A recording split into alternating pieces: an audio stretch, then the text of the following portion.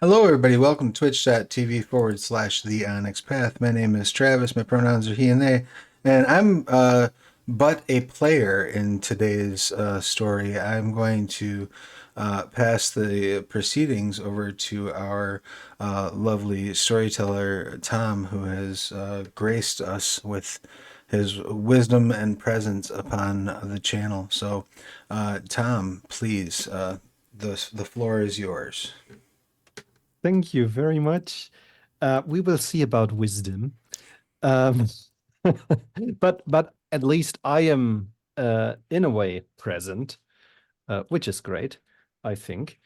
And yeah, I'm very happy to be back. And in a minute, I will remind all of us what happened uh, in our story so far, or at least in our last session. And yeah, we're here to play a game heavily inspired by Mage the Awakening Second Edition.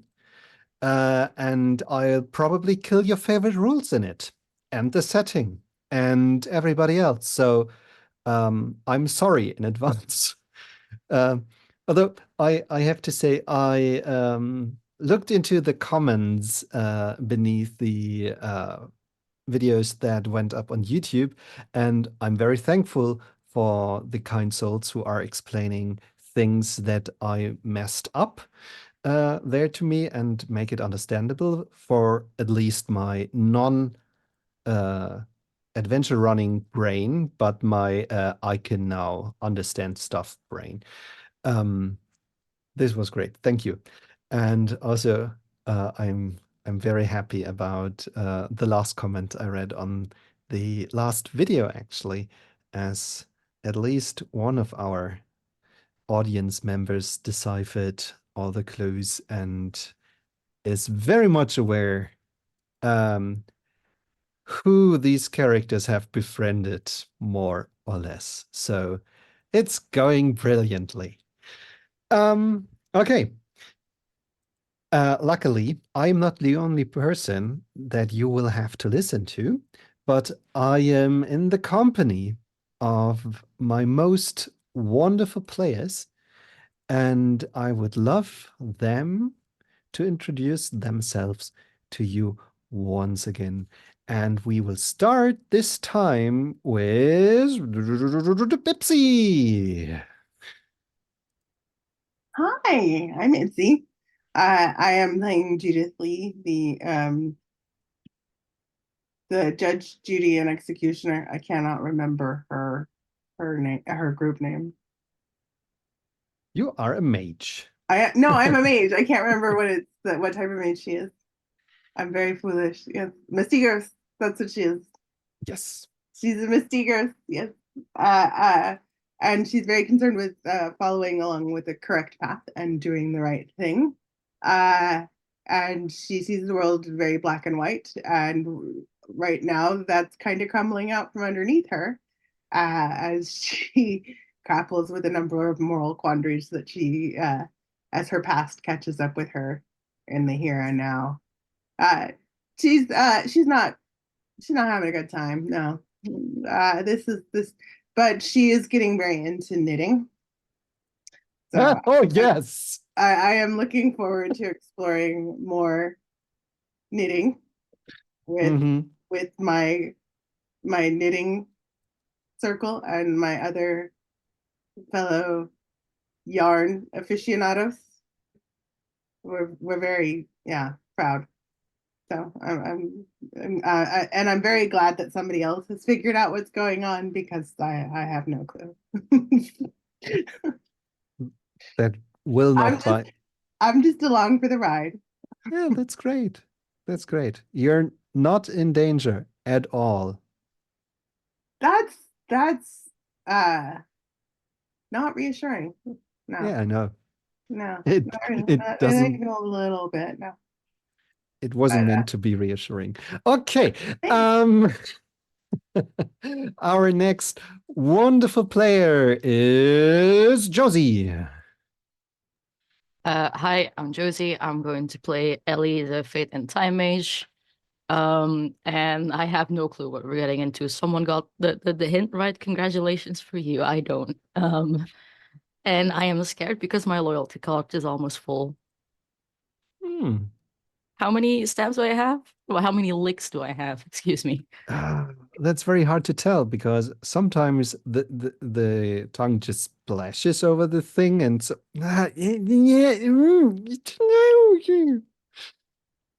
it's all a little bit timey-wimey Thanks, legally Tom. obligation.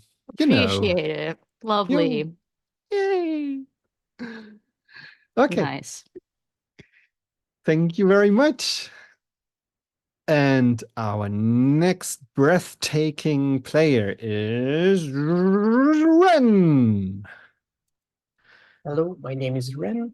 I will be playing Dr. Brian Gilberts, uh, a very nerdy, stuck-up professor in love with everything math, everything logical, but lately is getting really into soul.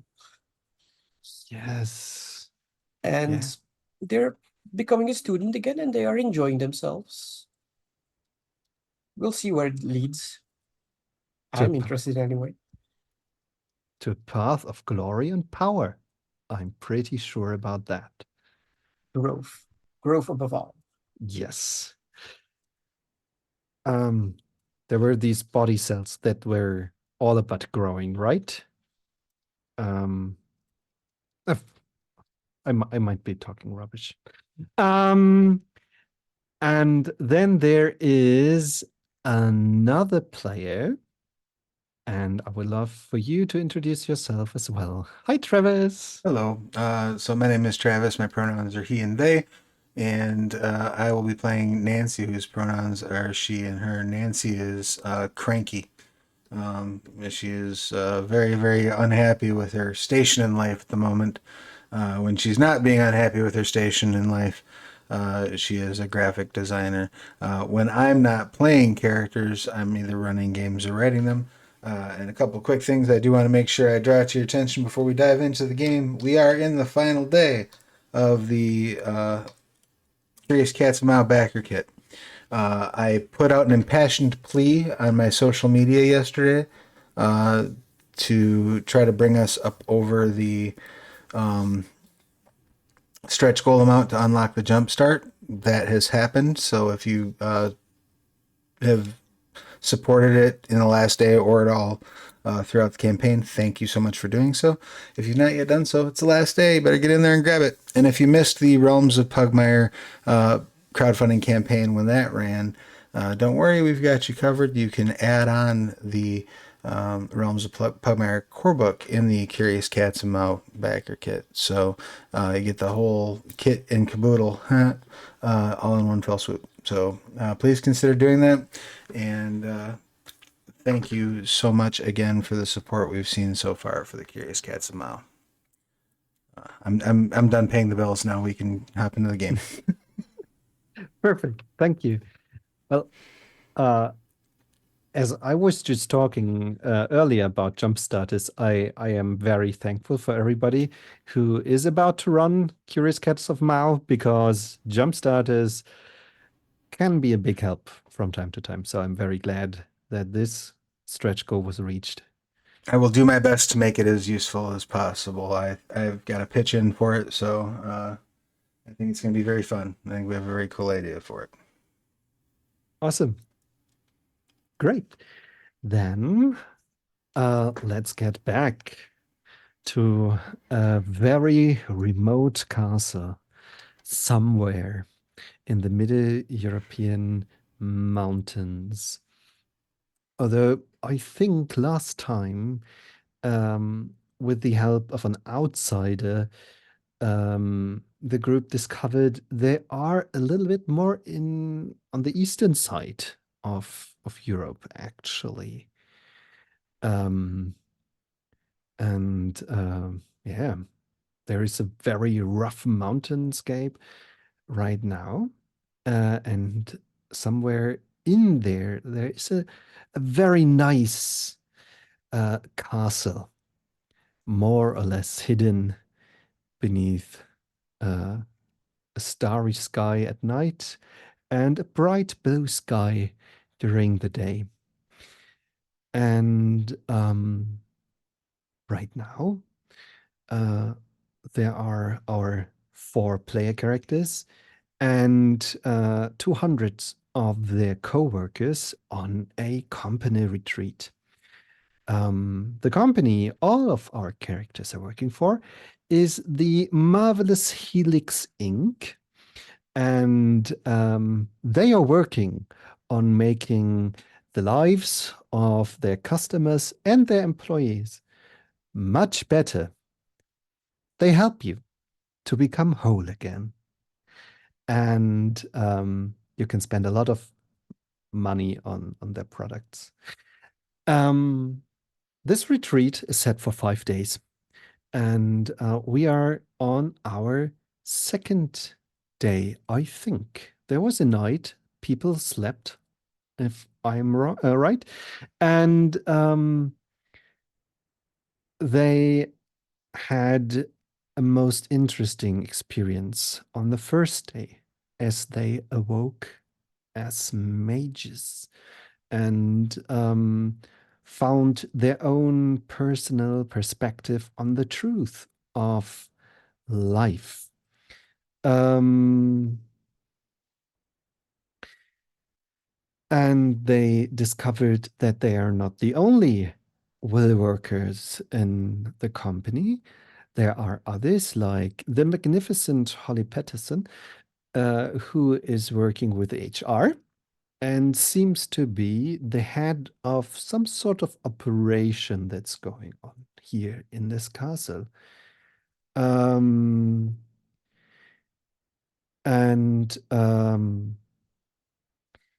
there is a giant power source in the depth beneath the catacombs of the buildings, and apparently some of our player characters, as well as Holly Patterson, are trying to get to this source, whilst most of our protagonists basically just want to leave. Which is not as easy as it might sound. First, they're somewhere in a few fucking mountains and don't really know where to go. And the second thing is there is a magical barrier preventing them from reaching out with space and fate magic, as far as our players know right now. And it might stop them from walking across the threshold.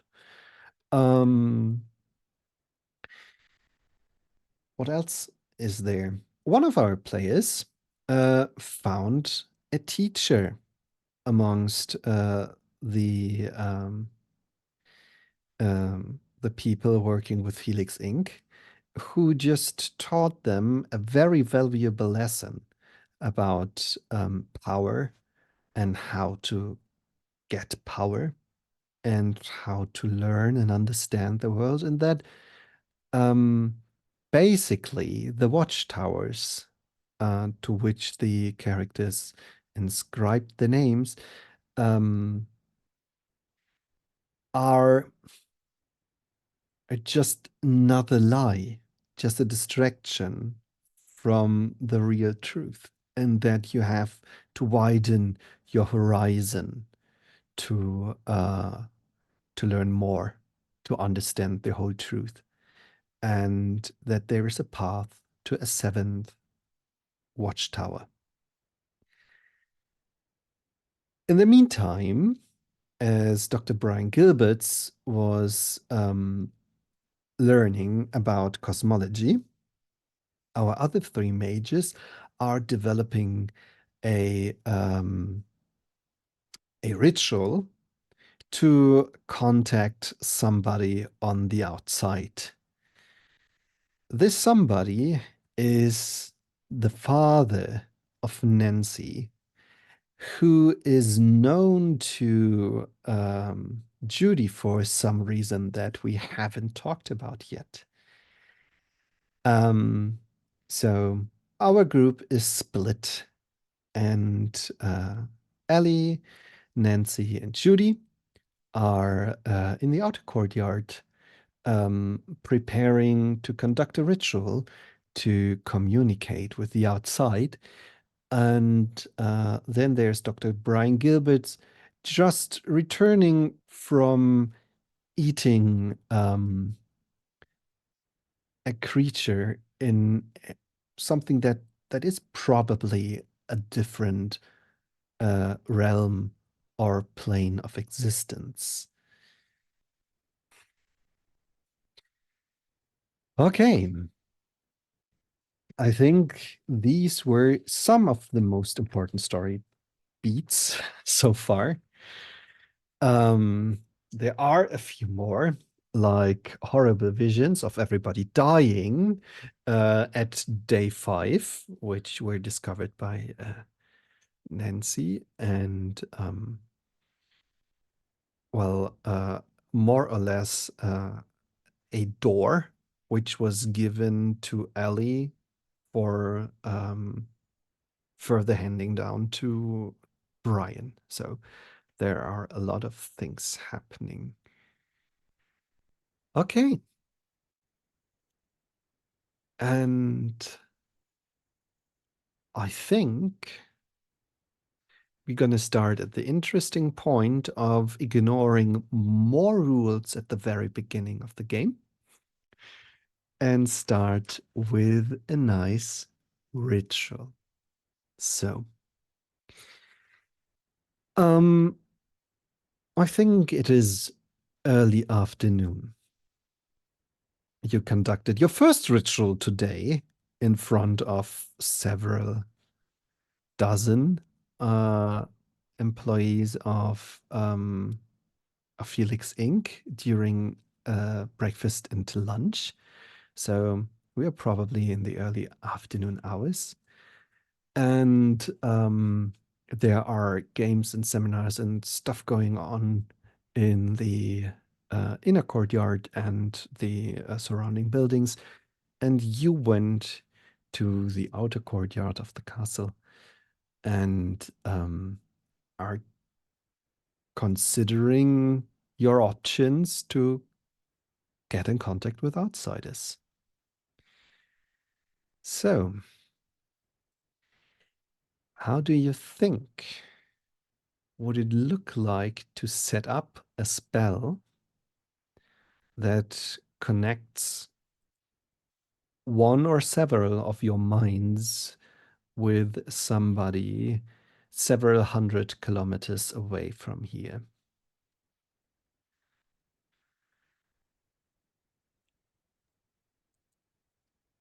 Well, go ahead. No, you go ahead, please. Oh, I was just pointing out that I don't have any access to space. Would fate or time allow me to help track down the individual that we would like to track down?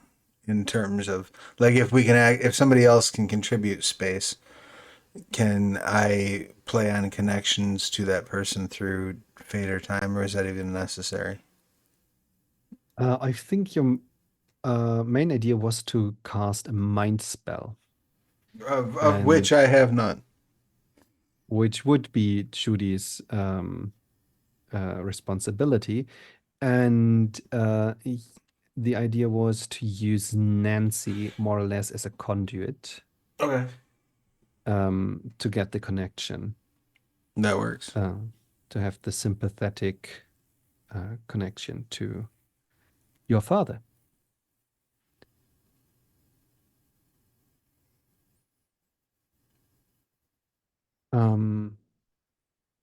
I'm not asking you for mechanics. I'm asking you for ideas how this would look like, what you're doing, stuff like this.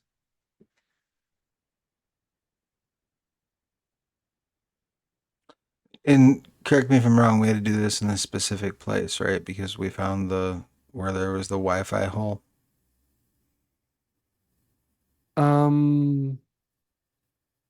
This, wait a second. I think something that I didn't explain last time, but hinted at, um, it was because I think you casted a spell before the Wi-Fi situation, and that basically made it possible for the signal to go through. You did explain it. It was Okay. with fates, like trying to have preventing something to be messed with through other magic. I cast that on someone or something, and that allowed in that certain spot and nowhere else allowed the signal to get through. Yeah, that's right. Yeah, I mean, if I'm going to be a conduit, I'm going to be just kind of following directions, I guess.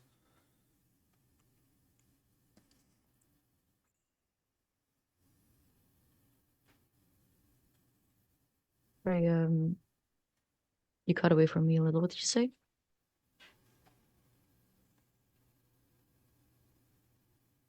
I think Nancy's just following directions. Oh, yeah, sorry. Yeah, I'm just following. I'm just going to do what I'm told to do and hope for the best. Expect that my allies have some inkling of what they're doing. So, I um, don't know what I'm doing. Uh,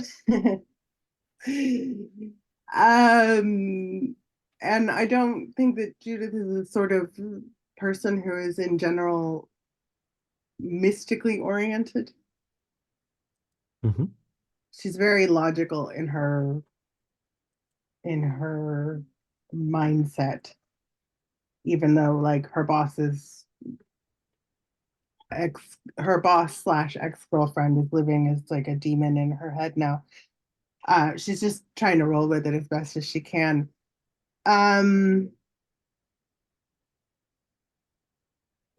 Most logically, I think Judith would sit with Nancy and also Ellie, and they would discuss. She would try and discuss and bring thoughts about Nancy's father to the forefront to discuss things with him, like talk about him, think about him as much as possible. Judith drawing on her own memories in this instance as well to try and create, I guess, a sympathetic connection is the best way I can describe it. Mhm. To sort of use that sympathetic mental connection to strengthen the Wi-Fi signal. I don't know. Um, okay. How do you think will the communication play out? Um, my idea is that Nancy's the one that's making the call. So in that instance, it would be like the stronger the connection gets between the three major players, the stronger the Wi-Fi bars end up being. Mhm. I don't know. I'm sort of spitballing here. It's all right. Okay. So, let's talk about these memories. All right. Nancy. Yeah. Um, is it trying? So is the aim here to try to find like most impactful memories or memories of times where things felt closest between us? Like what kind of memories you want me to Yeah. dig up? Yeah, that's Let's go with those memories that bring you together. Okay. I'll think back to a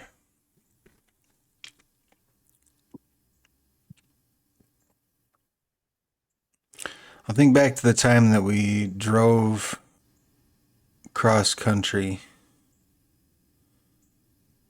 and stopped in various places in the U.S. I'll think back to going to Coney Island and enjoying a Nathan's hot dog and riding the Ferris wheel and playing skee ball, hanging out, playing the arcades. A time when there was no concern for the day-to-day problems of life, where it was just about being together and having a good time and feeling that connection. And that's where I'll focus my attention and energy. Mm-hmm.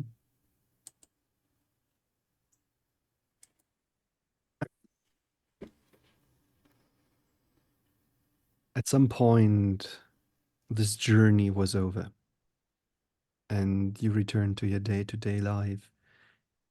And still, it influenced your relationship with each other. Something carried over and stuck with you. Was it maybe a little bit of happy carelessness? Was it trust? Was it joy in life? What was it that carried on with you? I would say it was joy. It was the joy of the moment. It was a rarity, I think, in Nancy's youth. So having that there seems like the type of memory that would be both powerful and not something that she would routinely access. Mm-hmm. And so almost, I see it in her mind as almost sifting through her memories to look up to almost to like offer a little piece of her cynicism up as sacrifice in hopes that that hope will be enough to fuel this magic.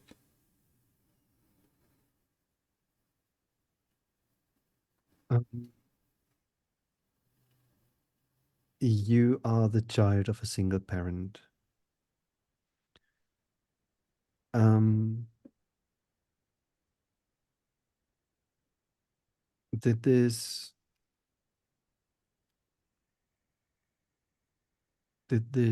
feeling of joy kept you company even when you're alone?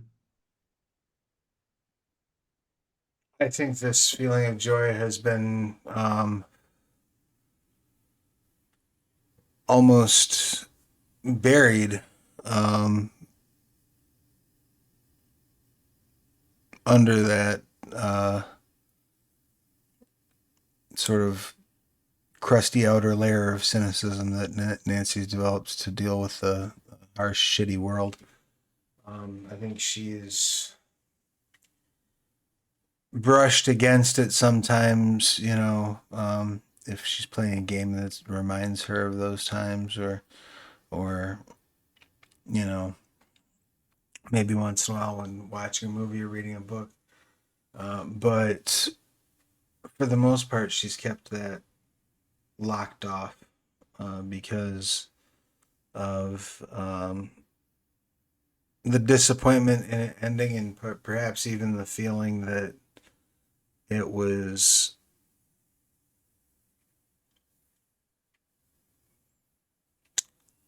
manufactured. Mm. Or perhaps that she's taken the attitude that it was manufactured as a defense mechanism for letting down that little girl who was so happy during that trip and sort of growing up into a crotchety adult.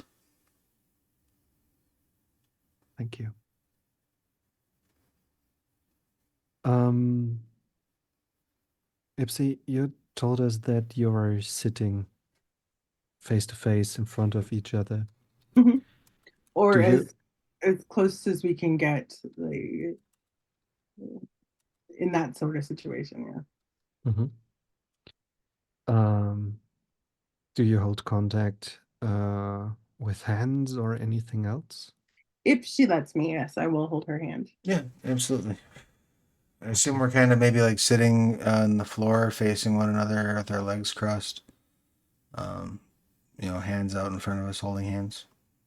Sure, Judith isn't exactly comfortable with ritual and magic, but she'll make exceptions and she'll sort of give in to the moment, as it were.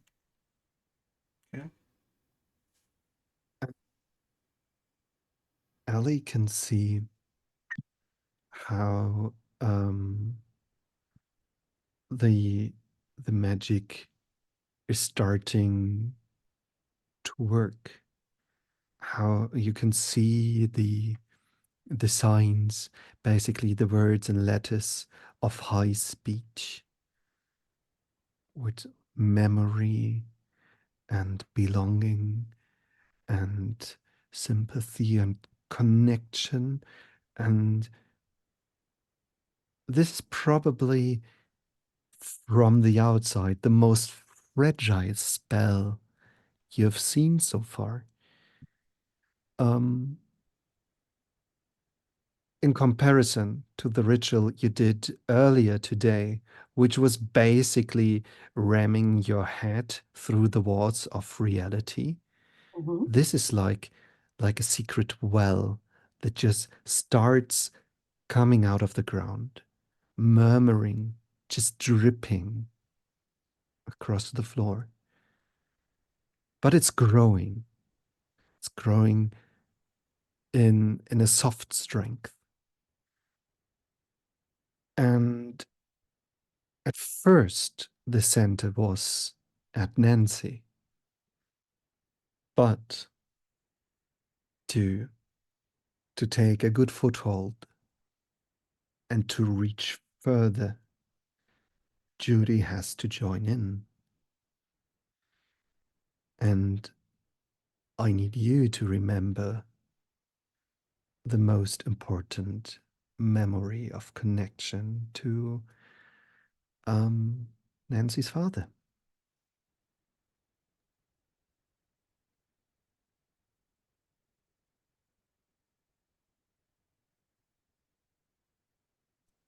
I would say that they were friends, at least, and they perhaps at one point tried more, but the friendship was always more important to her. Like, perhaps at one point he was her best friend, her confidant, the only person she could trust in the whole world to talk to. Um,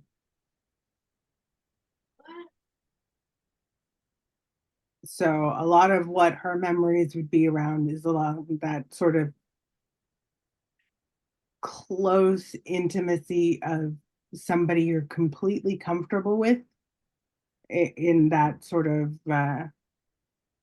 somebody you could hang out in the same room and do completely different tasks in quiet, but you would still feel connected to that person.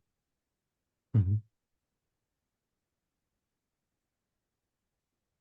So What it's probably something like that, or those memories of just being present in each other's company.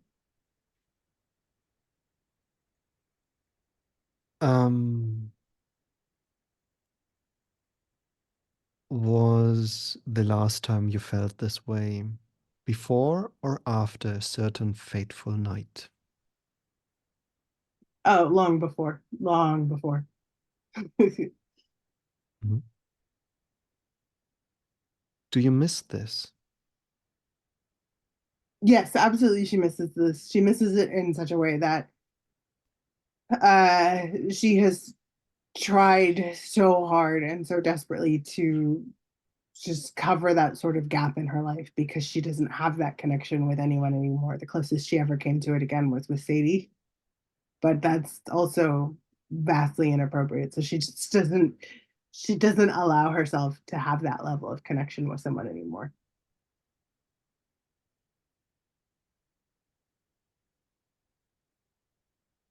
Is there something positive from this relationship that you still carry with you?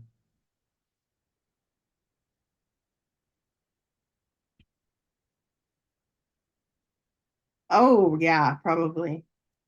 Um,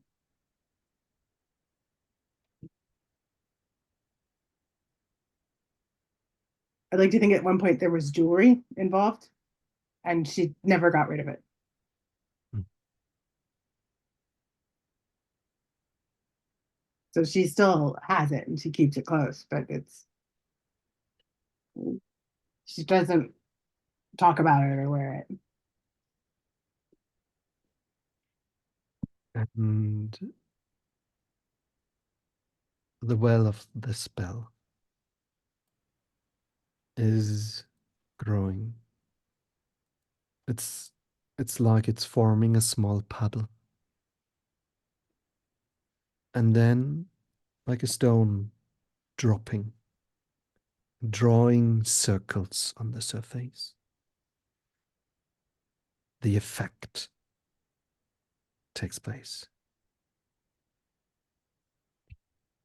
Where do you think is he right now?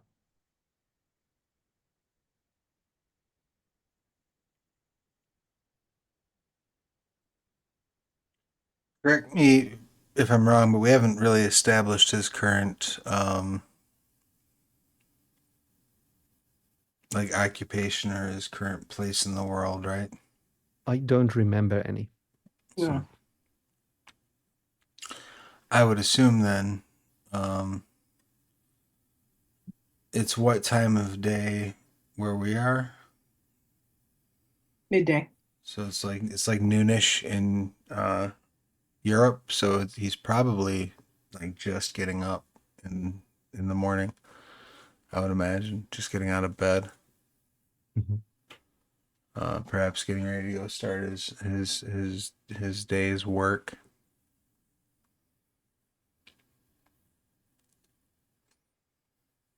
And the puddle of the spell tints dark, black as coffee. And in a very distant place, we see a cup of coffee, and circles are appearing on the surface of the drink as well. Before we go into this conversation, um, let's see how Dr. Brian Gilbert is doing right now after his encounter with this strange world and this strange creature and this magnificent mind that was unveiled to you in the small church. After it happened, I would probably try to get more information out of my teacher to know exactly what I've done and how it will influence me, and if there are any pointers to do it better and maybe even recreate it later.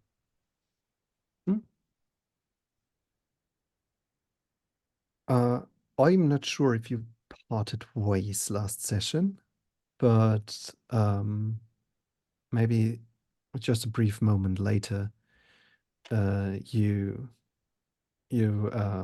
get back to him as he is about to enter the cafeteria space, basically. And yeah, he invites you to take another walk. These are matters that are not discussed in front of the regulars, so to say. So the two of you get up on the walls, and you have a very nice view from here, and you can see the spare situation with your three compatriots. And then yeah, Capelli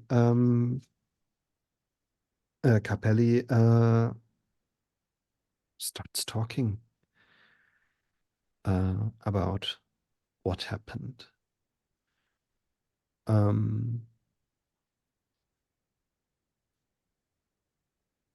There is basically one there are two very important sources of power. The first one is what we tend to call the soul. Something supernal and eternal residing within this body. And it is basically the thing that is touched by the truth. It is,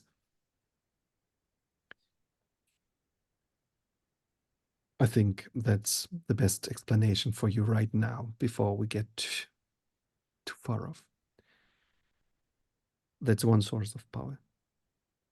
This is basically a form of energy. And then there is a second source. That's the will. That's your drive to change things.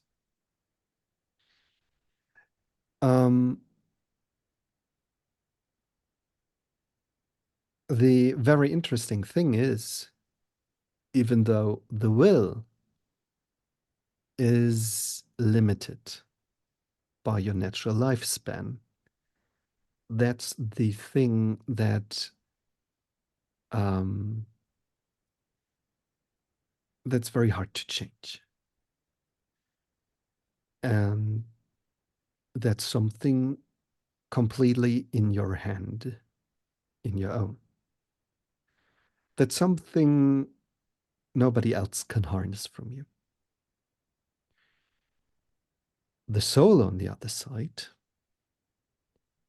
can be touched and influenced in a few ways. And one of the dilemmas that we are facing is with the separation into the different watchtowers. We only have one of the keys to influence souls.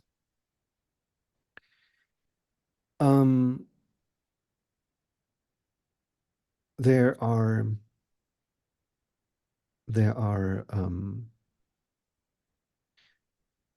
two arcana connected to each watchtower.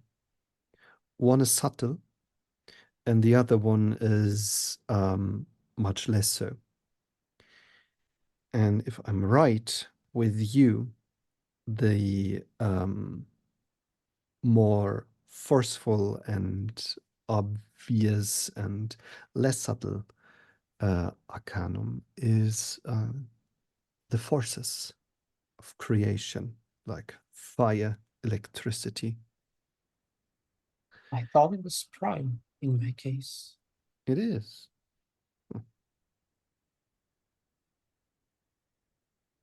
Maybe the storyteller is being very confused. That's also a possibility. But I also dabble in forces. Yes. Oh, but forces aren't about the matter of souls. What we shorten to prime the topic of magic itself is your subtle art. There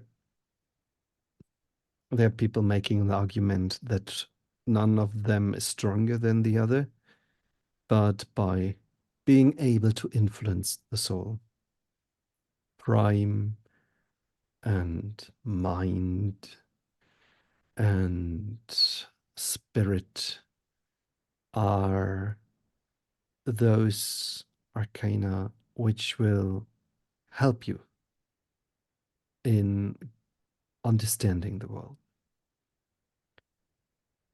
So, one source of power is always in your hand, and you can't really take more of it from other people. You can't take the will of somebody else and use it as your own. That's not something that is working. But in the end, you could take the soul of something and make it your own.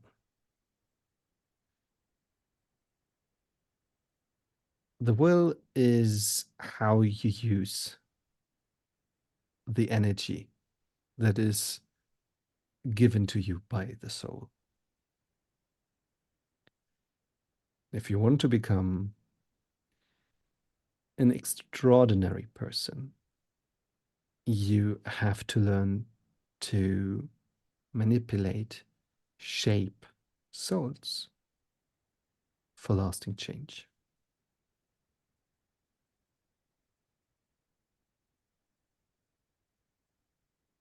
Is there a way to get better at it, or is it just doing?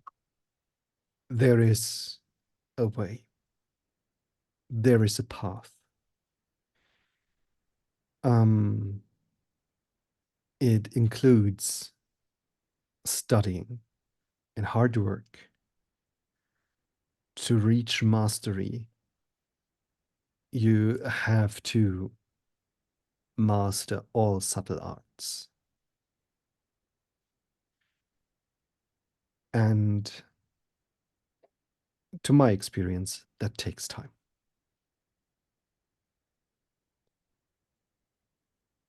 I can teach you in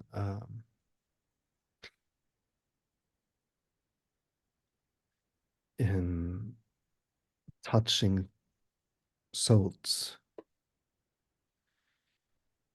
and I think even though you probably feel pretty exhilarated right now, you need a little bit of rest.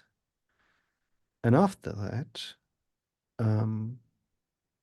we could take another tour. Maybe this time into the labyrinth beneath us. That would be very nice. It's like learning an entire new way of learning and information. And it's a hunger.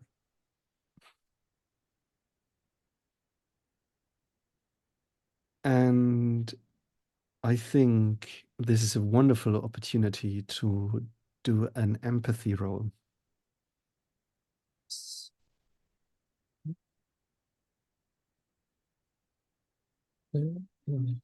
How do those work again? You go into your character sheet, and there on the first tab, attributes, you go to the middle column, and there's empathy, and you hit just the empathy thing. And you also need a attribute, I think. Um, Composure? it's mm, yeah, yeah, yeah. There might be a very good reason to do composure with this one. So you also click composure, and both of them are now in blue light, and then you hit the dice button beneath your character. Mhm. And for some reason, oh, because you don't have empathy, your dice roll is reduced by 1, so you should roll 4 dice. Wonderful. So, as you say, there is a hunger. You see something in Ludo's eyes. There is an immense hunger. And we chose composure because it is a hunger that draws one in. It is easy to get infected by the intensity of his hunger. And for a very brief moment, you get the impression that there's something behind this carefully drawn picture of the well-mannered, well-behaving, cultured intellectual. That this, it might be part of him, but it's also hiding something much larger, something that is eager to consume anything.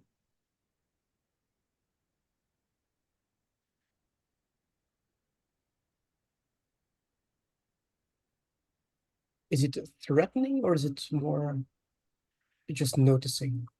It's up to you deciding if it's threatening. You could also decide that this is maybe familiar to you. Yes. I will interpret it as that he understands what I'm feeling. That you're on the same page. Maybe you're pretty much on the same path. He might be just a few steps ahead. Okay. With this connection made, let's have a look into a different connection. And we are with Nancy and Judy. And it's like you're in the presence of somebody else. You feel thoughts that are not your own. And they are centered around this coffee, which is getting coldish. It's lukewarm at this moment, and only 2 sips have been taken because it tastes rubbish. And yet you know you have to take it just to make your car drive safely. And you would really like to get some better coffee. This month you're stretched a little bit thin, so this is your iron reserve that you've been falling back to, and it has to do.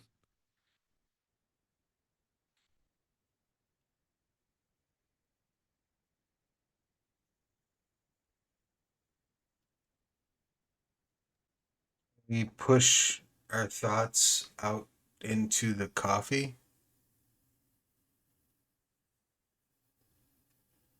Probably. I'm sorry, that's not funny, but it's funny. I'm going to think very hard. Dad, you remember how you always said if I was at a party and something went wrong, no matter what time or where it was, to call you and you would come and get me, no questions asked? Something is wrong, Dad.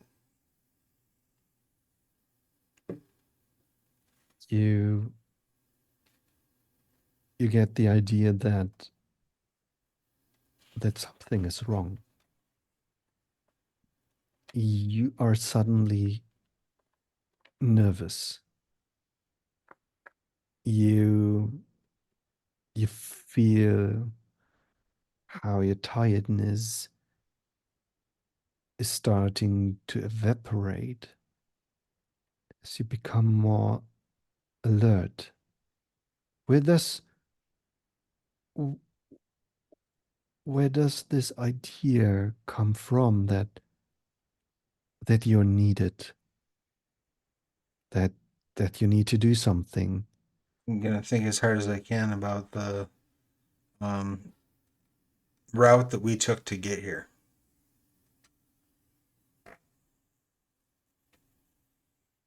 So instead of just focusing on like the location itself, I want to try to remember and sort of project going to the airport, getting on the plane, where the plane landed, getting on the bus or whatever brought us here, the travel route, and try to project that thought.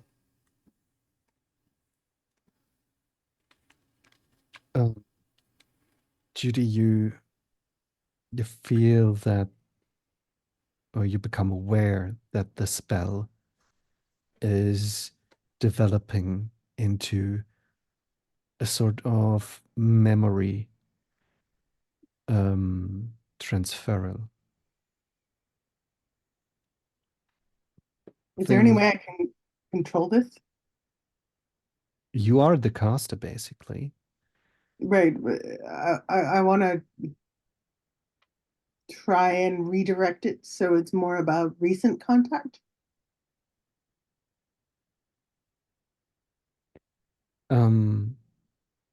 The thing, what I was trying to say is that Nancy is basically sending her memories into the mind of her father In the right coffee. now through the coffee in a way. The coffee is basically the metaphor. It is just the means to transpond the message. Yeah. You are in touch with this mind. And the coffee is basically the receiver on the other end. If Nancy is the recorder, so the coffee is the receiver, the image that she is projecting to, and this is where his thoughts are being basically manipulated to think things that the two of you are thinking as you're listening to him. I'd like to overlap a memory on this. Mm-hmm. Like the memory of driving across country as well, but like maybe coming home from college. Uh, we took a trip back to the hometown together. You know, eating at fast food restaurants. You know, Twizzlers and Cheetos and Pepsi and just like having a good time. One of the last real good times before things got too serious. Mm-hmm. Quick question. Is this memory going to all parties concerned in this mind link, or At this point, Yeah. yes. I don't think I have control over it at this level. Yeah. Okay. It's just like also it's like there's Nancy's memory, and then also Judith somehow seems to have a memory of your dad. You start to feel an extremely recent memory, as in within the last 30 seconds of getting pretty squicked out, actually.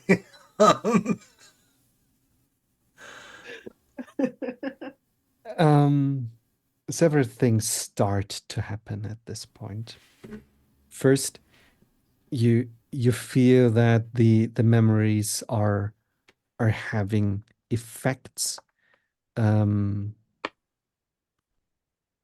The thing is,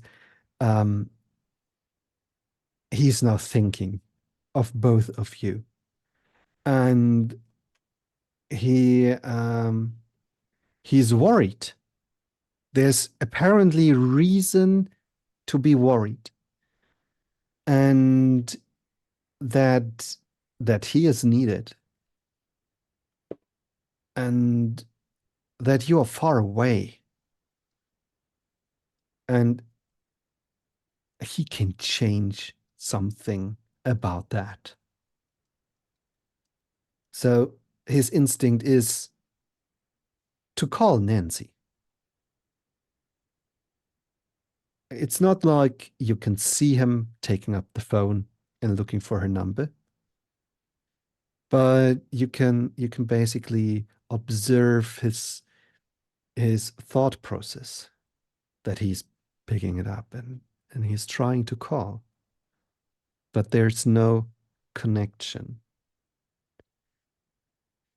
And then one might say out of nowhere, but we know it's not. He goes through his contacts and looking for a number that he hasn't used in a long, long time. And you can feel the nervousness of him, the more worries, more uncertainty. But there's something he needs to know, there's something he needs to do, and so he pushes the button. And there's also no connection. What we can see from outside, from Ellie's perspective, is that the spell is working very well. It's all fine. To the point that you can see that Nancy and Judy and the recipient are completely in line and aligned. And then Nancy goes stiff, recoiling. And you can see basically all warn signs flare up red. The spell will break in a second. Is there anything that you would like to do? I'm gonna just shout, "Come get me!" Okay. I was going to try to elongate the spell by maybe trying to do the thing where I can freeze something in time so it doesn't start decaying. But I think Nancy yelling out for help might override any other thought I have, and just how do I do this? I hadn't opened the source book yet, you dumb little shit. Are they like sitting or like having their eyes closed or something? Yeah, They're sitting. we're sitting Sitting. We're cross-legged, holding hands. holding hands, and almost like if you'd imagine like like if you're doing like a seance, or if you're sitting at a Ouija board, is the way I pictured it. I imagine that Nancy's going to try and pull her hands away as quickly as possible. I'm gonna do my best to not like. I'm gonna be squicked out and let myself live in that and accept that as a truth. But I'm going to try to hang on regardless of that sort of guttural recoil, up to the point of being willing to spend a willpower to do so if I need to. Oh, All right. so I don't have to get you, or I'm getting mixed messages right now.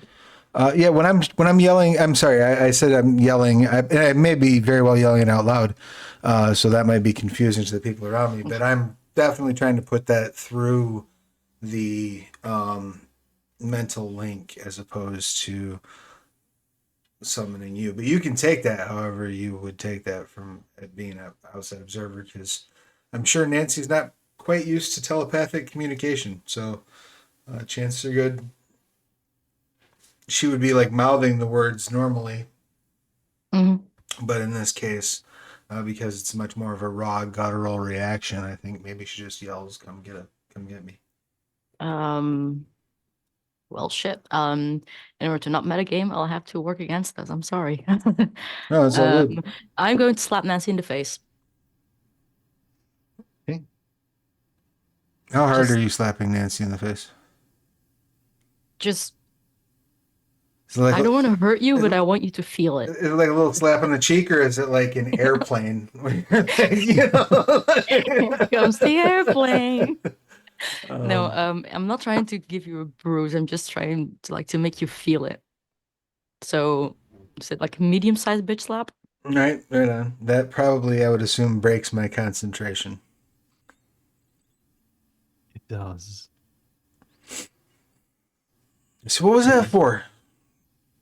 You said get me out. I did. No, I said come get me to my dad, who I was connected with, and also I can't read minds. Some of us can, I cannot, okay? no, it's fine. I need a minute and a cigarette and some bleach, and I start walking away. Yeah, no, I look at Judy. That's entirely fair. Maybe I should have warned you about that beforehand. Wait, hold on. What's going on? I just there are some doors that aren't meant to be open. There's knowledge that man is not meant to know, and I just walk outside. I turn around to Judy. Can I have just like a tiniest of recaps to know, like, in a rough way what happened?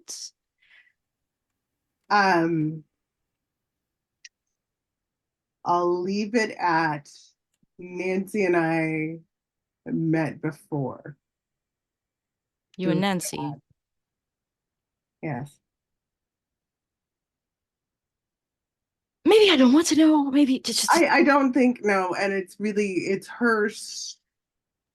her story to tell at this point. Oh wait, I think I'm connecting a few dots. Mm. Also, as you saw both of them through your mage sight, Mhm. you saw that they were connected.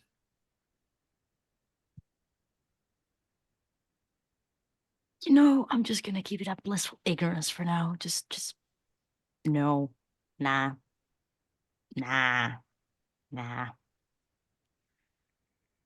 But were you two able to do anything?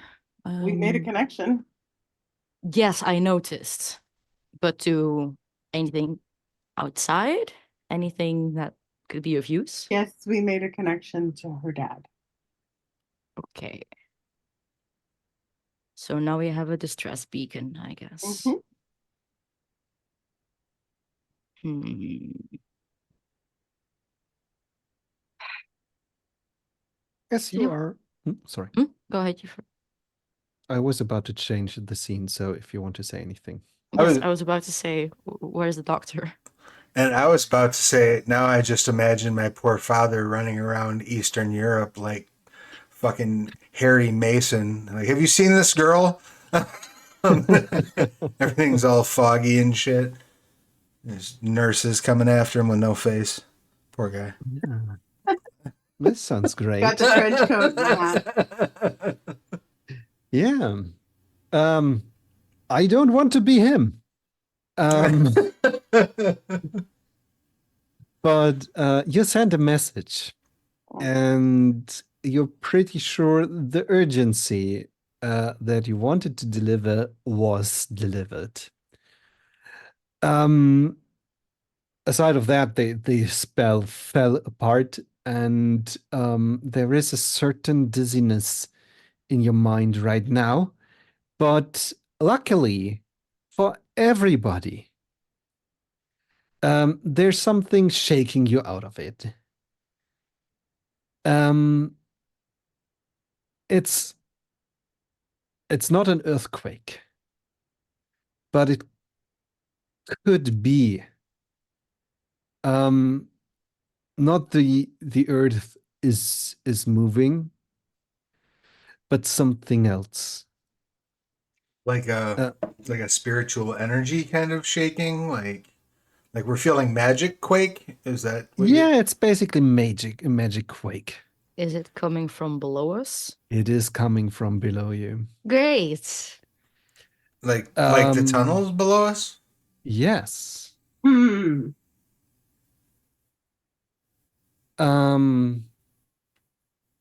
It's I think for those who have seen that movie, it feels like the moment that this giant giant metal wolf in Return of the King crashes against the gates of Minas Tirith. I think Grond was his name. The mega battering ram. Yes. I may have missed that between all the walking, but continue. It's not walking time, I can tell you as much. And it's also a little bit like the original Star Wars, as old Obi-Wan is sitting down and says, I just felt a million voices cry out in terror and be silenced at once. It's not as strong, but it has a certain vibe of it. So, do we run down toward that terribleness? Or do we stay up here and not? And where's the doctor?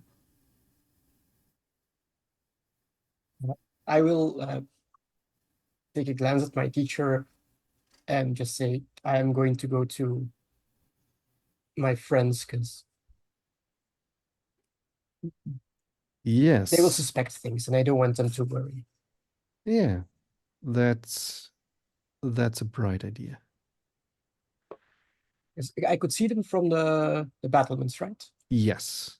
Yes, then I will text the server goblin and say I'm on my way. I know where you guys are.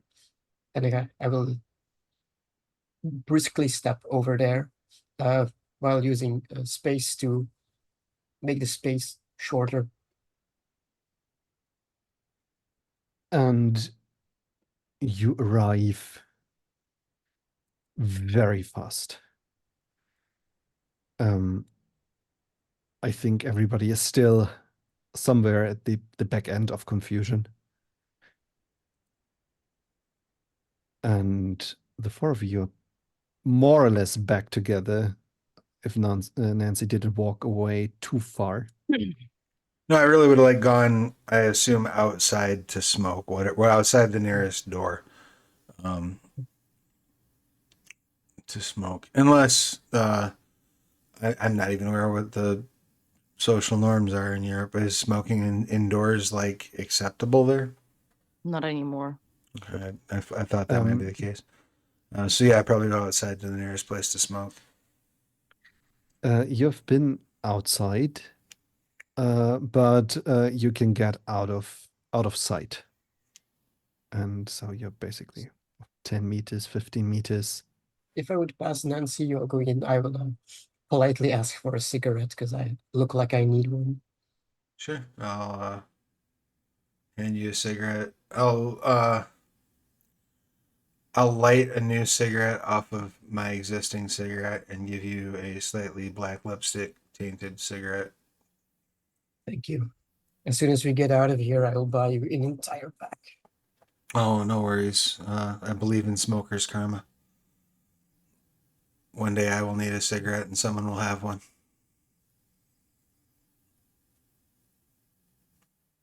You're a good kid, you know. Thanks. I clearly didn't hear that enough as a child, and kind of wish I.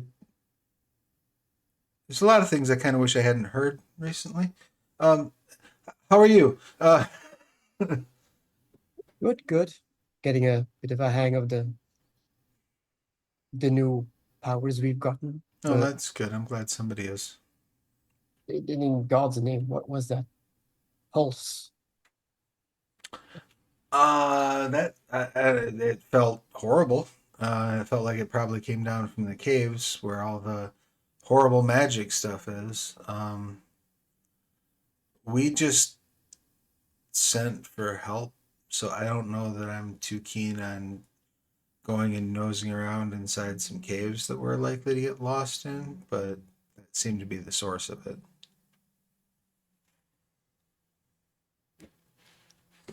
Well, I kind of want to survive this place, but indeed, poking my nose too much in things. But it could be helpful to getting out of here, because we still need to solve the puzzle or whatever. Can we...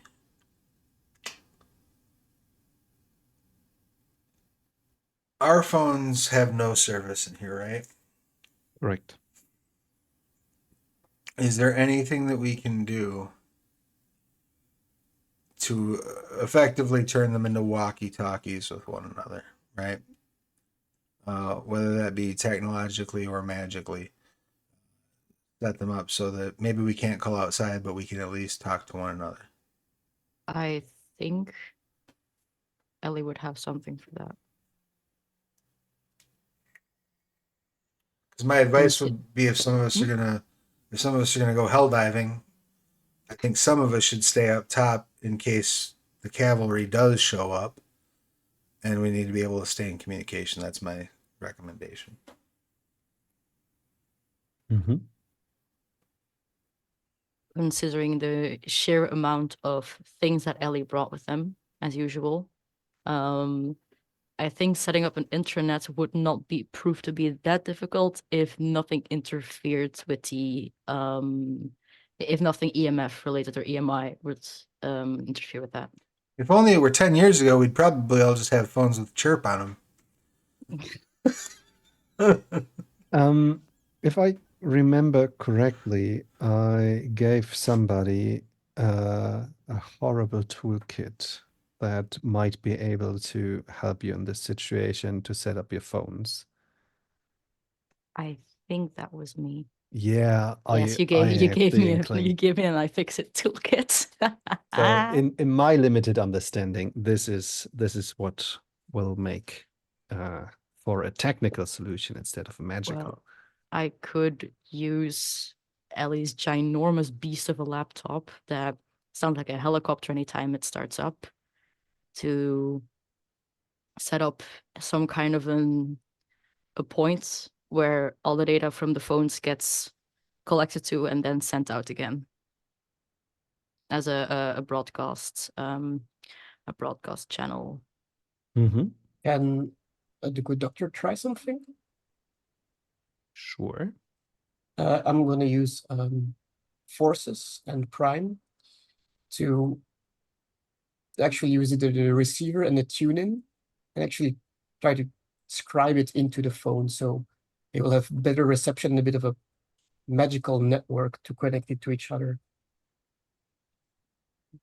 It's a power that can actually make broadcasts and receive ultraviolet and high frequency and other things.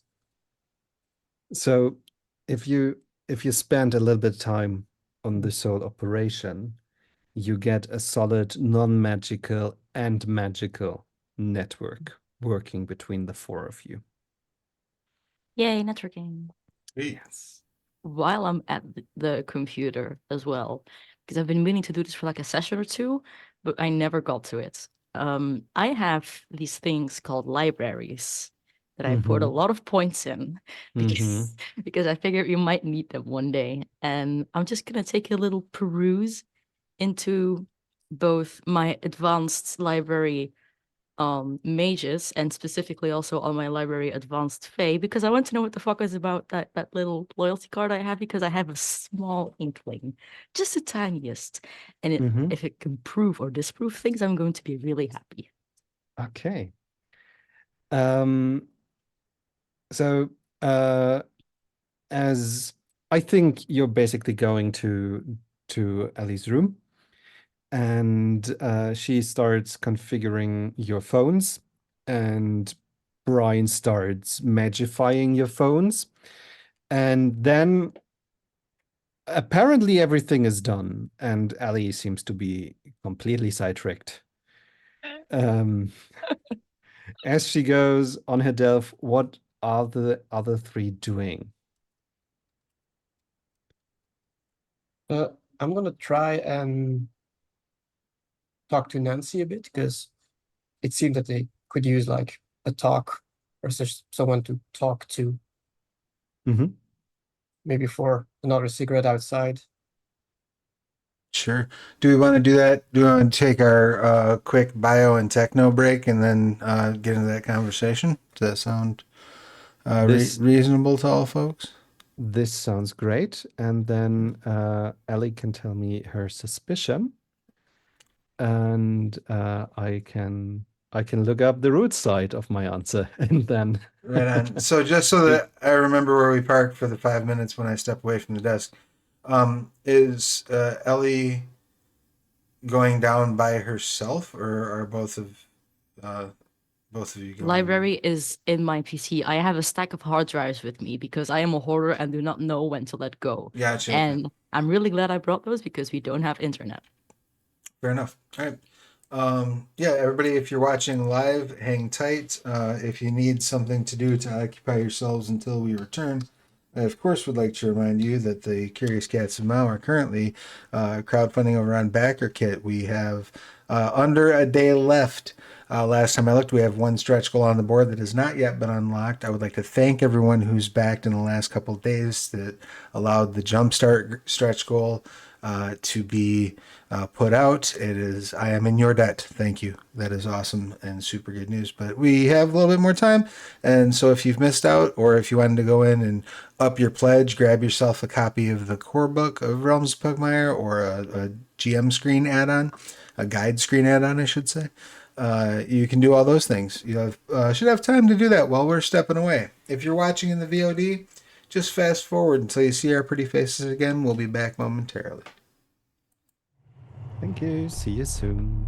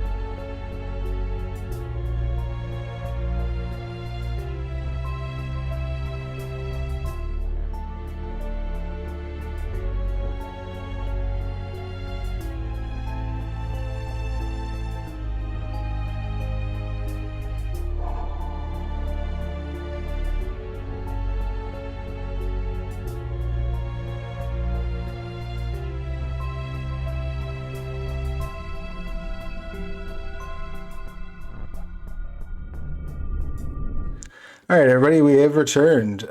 Thank you for being here at twitch.tv/the Onyx Path, where we have gathered to play some Mage the Awakening, Point of No Retreat, with the lovely and talented storyteller Tom Murr. But before I hand the reins back over to Tom, I just want to take one more opportunity to remind you that the Curious Cats of Mao are raising money over on BackerKit.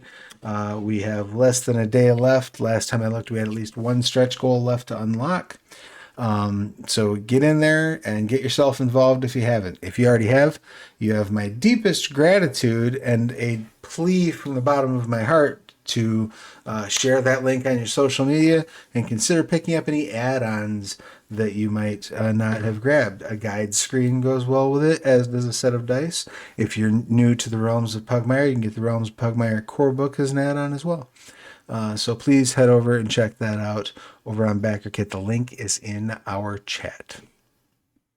Tom, floor is yours. Thank you. And I'm not keeping it for very long because there are very interesting researches going on, and people are about to spill hearts or blood or cigarettes. I'm not sure, but something will be spilled. And well, then there's also Judy, and Judy needs to do something as well. So, yeah. Is there anybody? I think we should start with the interesting emotional part first. So, after I gathered my wits and remembered myself of what I was thinking like 5 sessions ago, I'm ready to answer research questions. But first, I want to see what happens as Nancy and Brian are leaving Ellie's room for a walk, a cigarette, some words. I think Nancy probably has a bit of like 1,000-yard stare going on. Like she's trying to do math and doesn't think she's getting the right answers. And is a little confused by the emotional onslaught that she felt. So she's just trying to kind of process. I'll just take a drag on my cigarette and just like lean against the wall to next to where Nancy is, and just like stand together, but not looking them in the eye, just like giving them some space.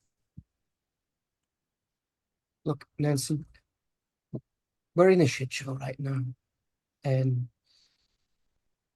for me, it's already difficult to keep my mind collected. And I know you are fiery temper, it must be even more difficult, but just so you know, I've known you for a while. I've always believed in you. That's why I helped you earlier in life with your grades. And if you need anything, just know that there'll always be one person at least that believes that you can do it, because that power of yours, that temper, it should never be dimmed. Well, I appreciate that. And once I figure out what the fuck I do need, maybe I'll ask. Aside from obviously a way out of here, if you have one of those in your back pocket, let us know. Believe But me, if I have that one, we're out of here as fast as we can. I'm just hoping that the really weird, I don't know, psychic hot tub party that I just subjected myself to is going to pay off. I'm reasonably certain we reached my dad and that he's coming to help. There's some other things about that whole experience that I'm reasonably certain about, and I don't want to think too hard on. So I'm going to try not to do so. You know, This place has a bar, right? It certainly does. Yeah. I'll see you in a little bit. I flick my cigarette disrespectfully, and go inside toward the nearest place that serves liquor. There is a bar, and there are many other people, and they appear to be completely untouched by, well, your personal drama, of course, but also what you just felt a few minutes ago. They're having a blast. Um, they are drinking at the bar. There are tables. You could see several tables where people are playing games. Apparently, there's somebody looking for companions to play this marvelous new edition, Curious Cats of Mao.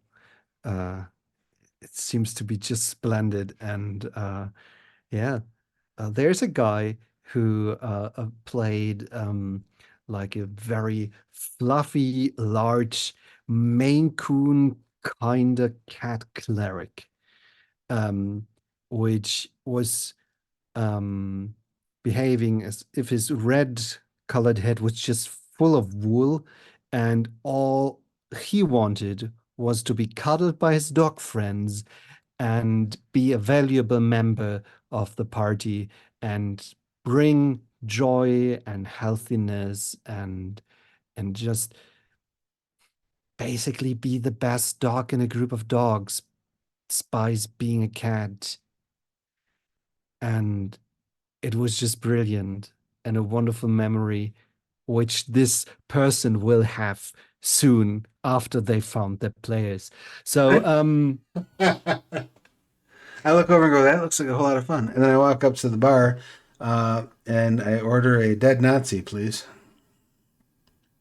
yeah, and this is served with delight. Excellent. Yeah.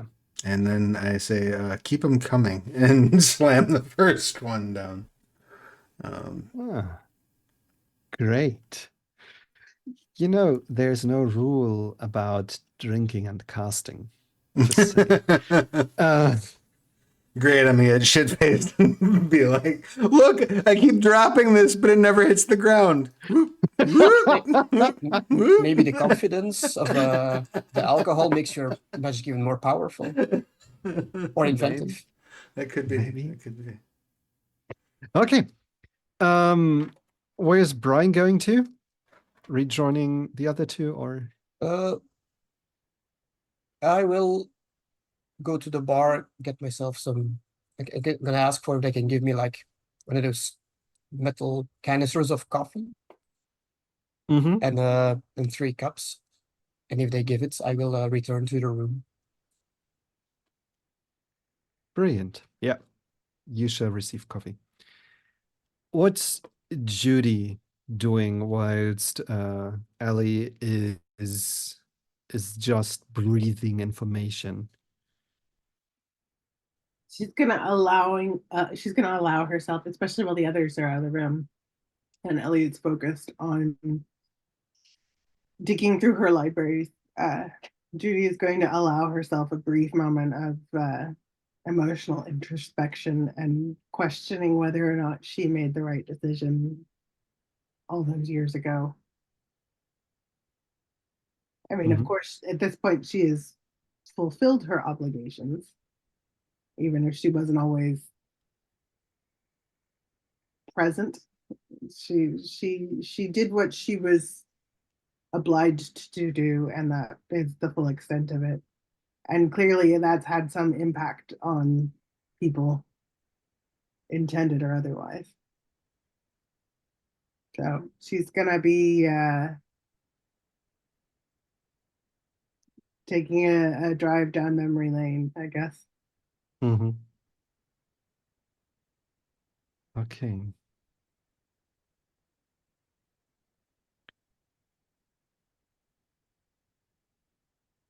Did you ever try to get in contact with Nancy? No. She did not. She felt at the time that it was best to have a clean break and to not involve herself in a life she could never fully commit to.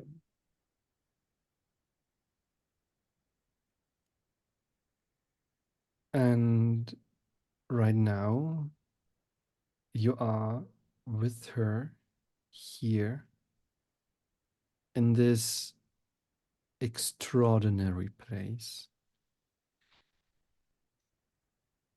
I will say that she tried to be a subtle influence where she could. Like she never contacted Nancy directly, but she stayed aware of Nancy.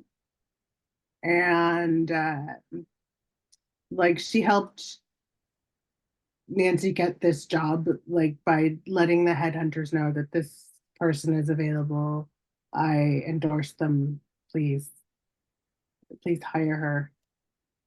She has my full recommendation. Uh, And do you now think that this was a good thing? she is starting to realize it was a good thing for Judith, but not necessarily a good thing for Nancy. Hmm. And there's just the smallest amount of regret here for making bad, useful choices. Mm-hmm. Well, you just need to make it out of here. And you have all the time to, well, work on your relationship. Oh, and now she feels just a little bit guilty too, because she helped her get this job. Now she's responsible for Nancy being in this situation in the first place. Yeah. Yeah, so it stopped being Nancy's fault. Now it's Judith's fault. Great. Great. I'm very happy we're in the next round of blame game. Yes, It's just perfect. my turn. Yeah. Tom said it's my turn on the guilt. Okay. Let's see where this path will be taking you. We see a lot of text scrolling down on the screen. And I like to know which library have you opened right now? Considering matters at hand, I think I'd first go through the Anarch's Cookbook Mage version.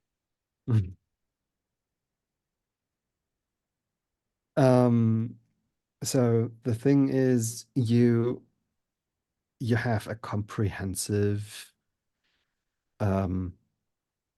library of all sorts of magical knowledge. And the thing is, you didn't realize this because it is a huge pile of not understandable crap before you are entering the awakened world. So many things and concepts and stuff that doesn't make sense in any way, but they felt connected, and as if there was sense and reason hidden somewhere, and that's why you basically have this collection of material. And now, even though you're still flooded with a lot of concepts and names,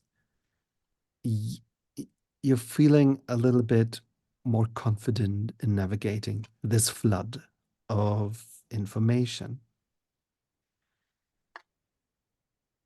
And what are you looking for?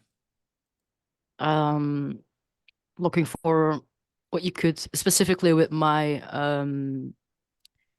my arcana, which are life, time, and fates.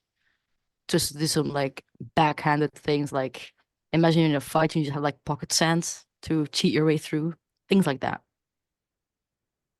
Well, with fate, it appears that you might become a master of pocket sand. From the headlines that you're reading, the chapter names, stuff like this, it appears that fate can be a wonderful tool to screw up things other people do and screw with their plans.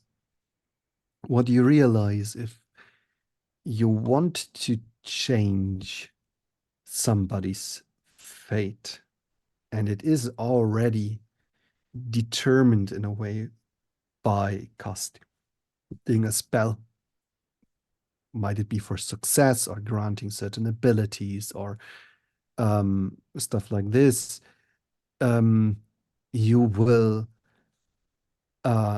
encounter the will of the caster of that spell. So if you want to oppose a spell, you have to basically circumvent it or break it or anything like this. You can't just overwrite it. And I think I'm basically probably breaking mage lore at this point, but there are sometimes certain components to a spell, like a focus or a certain material that is necessary, like a seat for a spell to ground itself or hold on to something. And to dispel a spell, there are basically three ways.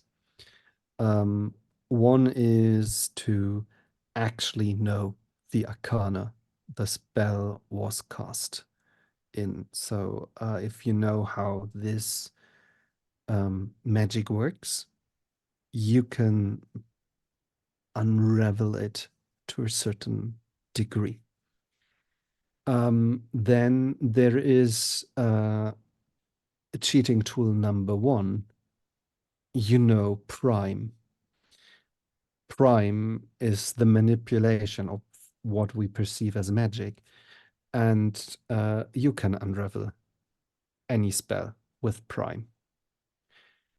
And then there is learning about the spell, learning about its caster, learning about its effects, learning about the casting circumstances, and find a linchpin which can be drawn and basically dispel a spell. This is for spells that have already taken root in our world. There's also the possibility to encounter somebody who is casting something that you recognize, that you are aware, as you feel the supernal world speaking through what we call high speech to, or through the lie into reality. And if you encounter somebody who is casting a spell and you know that arcana, you can counterspell it. You can go into the spell and take away its energy and diffuse it. That's great. After reading this, you get the sense that you already have an intuitive way how to do this, at least for those arcana that you are practicing yourself. And then there's, of course, the cheating arcana, Prime, which allows you to basically counterspell everything as you encounter it. Yeah. So this is basically the 101 on how to mess up other people's spells. Okay. Doesn't give me something to work with right now, but I will keep that in the back of my mind to be a little bitch. And then the second library I would like to go through is fake creatures with loyalty cards and how to exploit them. Sadly, there is no entry about loyalty cards. First off, you find a discussion about fey creatures. Because of course there are people who, or there are many Acanthus mages who are of the opinion that there is Arcadia, the magical realm, although from what you get is it's not really a place or a realm at all. It's getting complicated. And basically it's a concept, and in this concept there are inhabitants. They are manifestations of time and fate, and sometimes they are referred to as fae, although there is a minority of mages who say, well, actually, no, these aren't fairies or fae or anything like this. We have creatures, or in some cases, people who are telling us there is there is kind of a real place called Arcadia, which we couldn't reach with our spells. And apparently it's horrible, and you don't want to go there. Is it adorned with glass roses and glass bushes? Maybe. we don't know. It is definitely a separate place from the one that we are entering to our watchtowers. So there seems to be a distinction. And with this, there is a strong connection with fake creatures and bargains and stuff like this. But and then it continues about similarities and concepts and blah, blah, blah, blah, blah, blah, blah, blah, blah. In the end, you come back to what you have encountered. And you come to the conclusion it's completely irrelevant what you're calling the creature that you have encountered several times by this point. It seems to be bound to certain laws. And one is the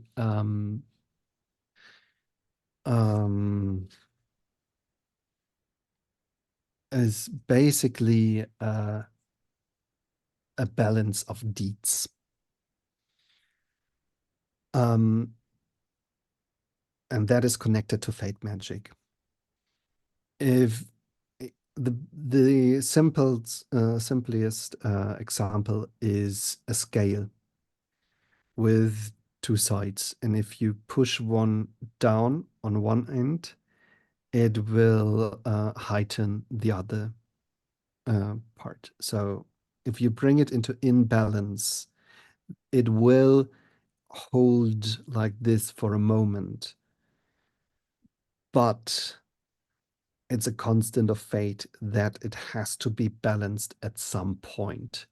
And the further you push on one side, the stronger the retaliation is. And this is basically whenever you do fade magic, you are pushing the scales a little bit and realigning scales. And if you bargain with one of these creatures and they perform tasks for you or give you something, there has to be a return of equal value at some point. And sometimes they are telling you about this not in words directly, but through symbols. And it's very likely that the loyalty card is a means of communication when the scales have to be balanced. Right. Beautiful. It's not a loyalty card. It's an open credit score.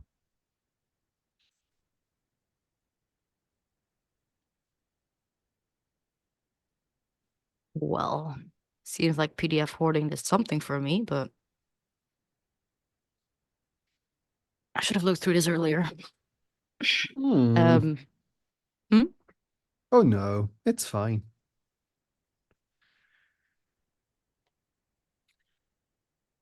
Is there something behind me? I don't think so. I just have one question for you. Mhm. What do you think? How much are you in the red? I think I was about halfway. Mhm. And have you been trading in equals up to this point?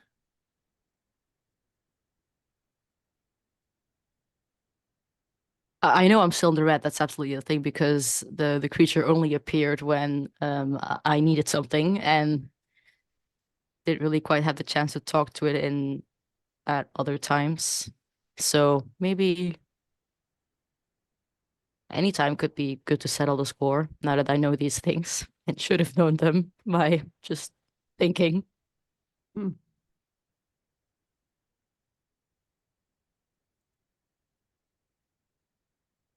What do you think? How bad could it be? Don't say those words.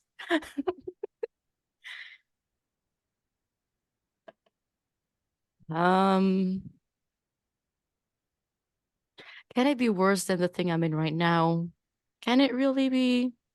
Maybe I just need to persevere through this and do what I have to do to get out of this, and then I'll see what the damage is. Because you can't have damage if you're dead. Hmm. Strong hypothesis. Will need proof. Okay. That being said, there's nothing preventing you from offering deals to feather the push.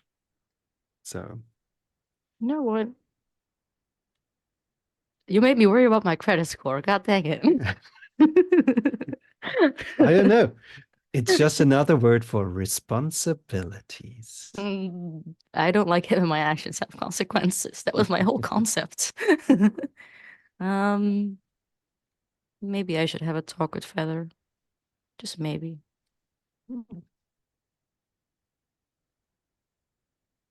Okay. You resurface from information dive.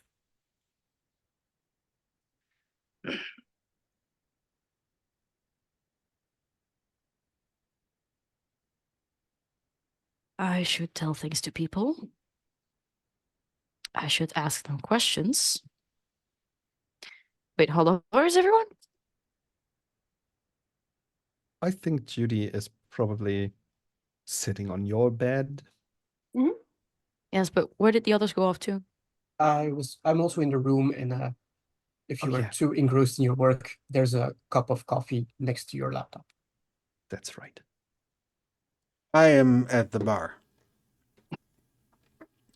I have decided to add Goldschlager chasers to my cocktails, and my intention is to drink until either I pass out or cough up a nugget of gold. Oh, Oh my God. why? Because Nancy hates herself. That's the only reason you would drink those things together. No, just because Nancy. Because Nancy. Where did Nancy go off to? The I bar. asked the bar. Yes. She is the bar. Great. You know what? I have found a few things. A lot of things I don't like, a few things I do like, but I might need you for that. And I point at Brian. If I can help. See, apparently you're the cheater of all of us in magic. He's the what? Cheater. As That in, is a very rude term. You can fuck around with magic you don't actually master. That is not cheating. That is being resourceful. Whatever. Doesn't matter. You would be the person that could deal with the barrier and whatever is powering it. Other ways you could deal with it is find the caster or casters. I don't know if that works. And via that way get it disabled. Or we figure out, if we hadn't figured out yet, what Arcana is being used to power the barrier itself. And try to fuck with it that way. So we gave up on the solving the puzzle. So we're just gonna hard press through it by disabling the casters or disabling the spell. Feel free to go ahead and solve your puzzle, but I don't think, like, I solved a Sudoku in 2 weeks. I'm not the person you need to ask for that. We all have our strengths. And I think I need to talk to someone. And then I need to get Nancy out. First I get Nancy out and then... You know what? Do y'all believe in horoscopes and like fortune telling? no. Well, you're gonna you will be you're gonna be a believer, and I'm going to cast serendipity because I need to know what the fuck's going on, and I need the little pointer from Mix Universe itself. Mm-hmm. A momentary glimpse of all the potential roads her destiny may follow to her desired destination, which allows the mage to identify the next step she must take to accomplish a stated objective. It's fate, which is my primary arcana. Yes. And serendipity isn't one of your roads or praxis, right? Let me check. No. Okay. Do we want to play Math Mage or do we want to play Mage the Handwavium? Well, I think I should get something out of it, considering it's my highest arcana. And the other associated skills I have a few points in. The skills are about the road skills, and those you have access to through an order, which you don't Okay, belong no, to. that was a wrong thing. Hold on. Serendipity. So basically, my question is, do we want to have an correct dice roll experience, or do we want to shortcut it the same way as we did a few Yeah, times just before? I think a shortcut might just do it. Okay, then basically, please roll me fate and your it's not wisdom, it's the other Gnosis? very gnosis. That's the very important Yes. power stat. Yes, of which I have 2. Yay. Great.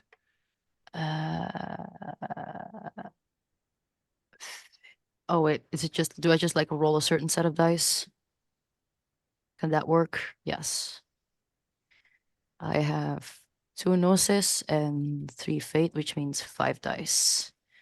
And 2 successes. Wonderful. Okay. So, what is your goal?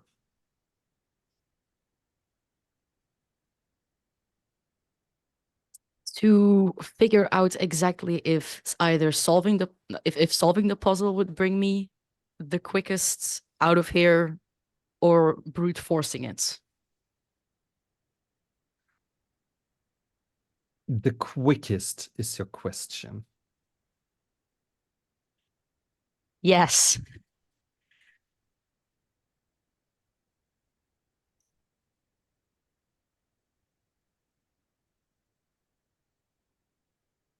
Or basically on Google Maps, out of here, quickest route. Mm-hmm. Describe how you cast the spell. What are the others seeing as you do this? I have that necklace with the mirror, Mhm. and I the light source in my room, I think it's like a light above my head. I bounce it on the mirror in different directions, imagining different ways I could go, and try to see in the light where it flickers most, or gets a That- color or something. That's beautiful.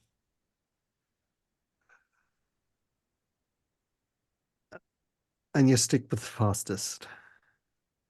Yes.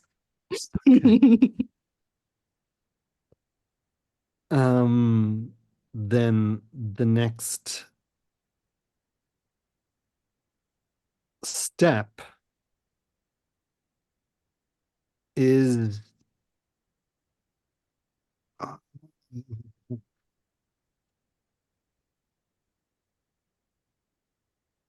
oh, this might be actually the fastest route. Bring Brian into the catacomb. Great. I love the way you said that. Thanks.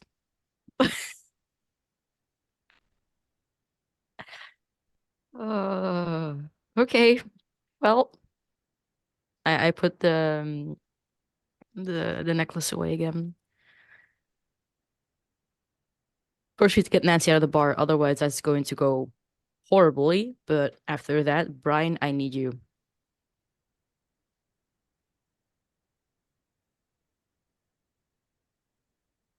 You're muted. Very muted. So where would you need me? What do you want me to do? You plus catacombs equals getting out of here, apparently.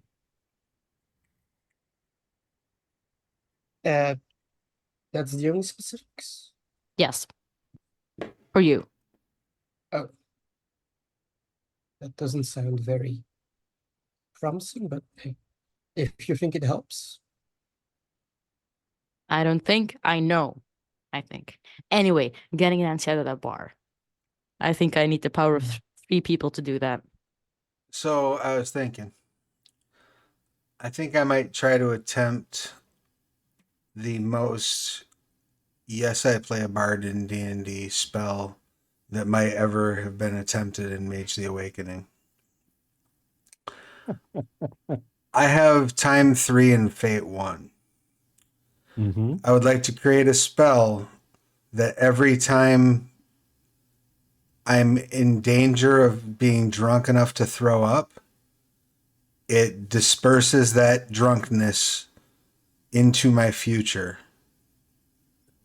to kick the can down the road. Oh my god. Yes. Please tell me, how does it look like? I think there will be a toast that I give before every drink I swallow. And that toast will be the high speech equivalent of "May the wings of liberty never lose a feather," because I've watched too many John Carpenter movies. Oh God. Okay. Yeah. Yeah. Um it's not about if the spell works. It does. That's not in question. But I need you to roll fate and gnosis for me. Sure. Would this be time instead, or would it be? Is it the highest or the lowest? I guess. The highest. The highest. So that'd be time on my end. Oh yeah, you're right. You're the time mage, pushing things into a future. You are going to have the single nastiest hangover of your entire life. Well, I'm thinking it's more going to be I'm just going to be drunk for like 8 days, and It's then just perfect. and then have a terrible hangover. So we said gnosis and Time. time. So sorry, forgive me while I look around the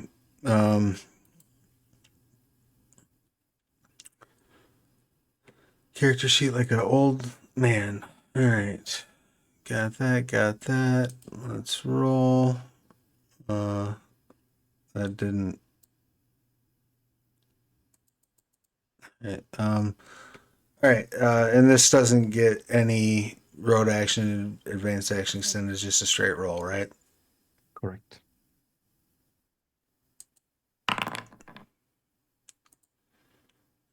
Nice. Okay.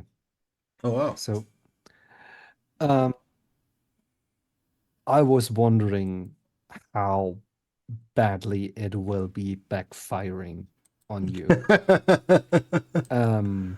So 3 successes might dampen the fall a little bit. At least you're pretty sure the spell's working perfectly. And I have not thrown up yet, right? No, It's working fine. it's working great.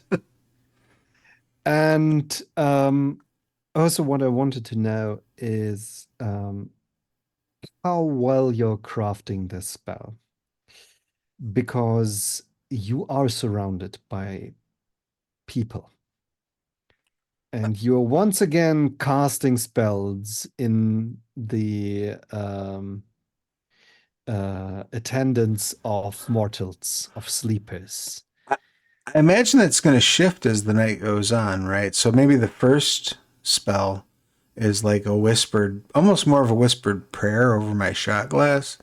Whereas by the 5th time I cast it, I'm like, no, Billy for marketing, come here. This is a old toast from my ancestors. Yeah, just say, and I'll say the toast. You know what I mean? And obviously, not expecting them to be able to pronounce it. Whatever comes out of their mouth, I'll be like, "That's good enough." Click and drink. So that's how I think it'll progress. Yeah. Your friends are just leaving Ali's room as Jim from marketing is being pushed away from his bar hocker. And Sadie from security is taking his place. Sadie, you want a drink? Yeah. Yeah, I like to have a drink. Awesome. Whatever Sadie wants, and put it on the core company tab, I guess. Another one of mine too. And your drinks are being mixed. So, doing great, I see. Yeah, I just said I'd been a little bit uptight at the beginning of this thing, so I decided to come and be less uptight. And I've found a remarkable equilibrium that I think might carry me through the rest of this event. I was thinking you would be more knitting. Why would I be knitting? Oh, you aren't knitting friends with Judy? Judy, we're not gonna talk about Judy. I get up off my bar stool. No, no, no, no. We're not Okay. gonna talk about Judy at all. Uh, uh, Okay, if that's what you want, okay. cool. I sit back down on my bar stool. That didn't make me disappear either. All right. Here's to you. And I give another toast. Cheers. And take another drink. Cast another spell. Or I guess continue casting the spell. Yeah. That would be, yeah. So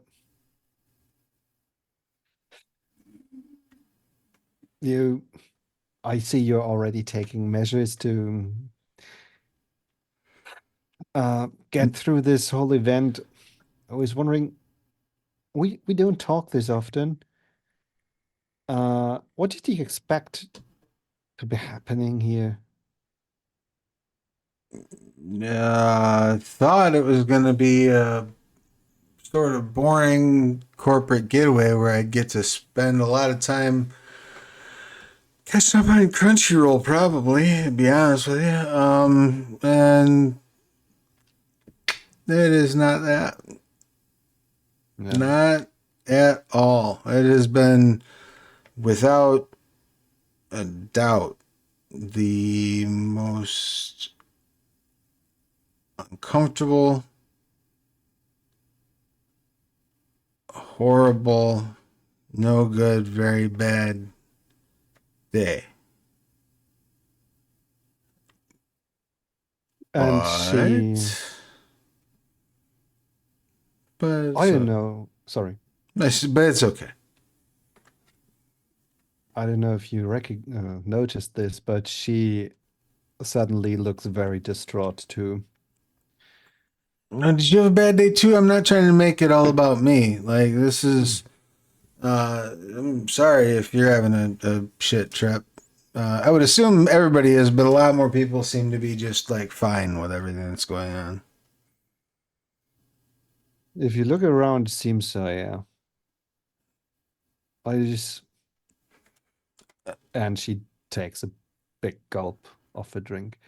I lean in conspiratorially and say, I think it's because they're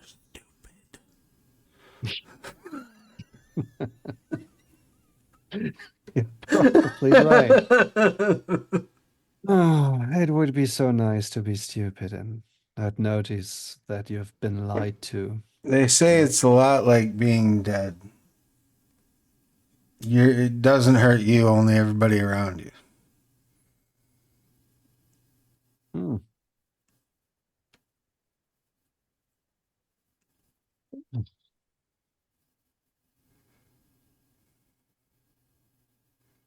Being stupid. Yeah. Yeah. Yeah.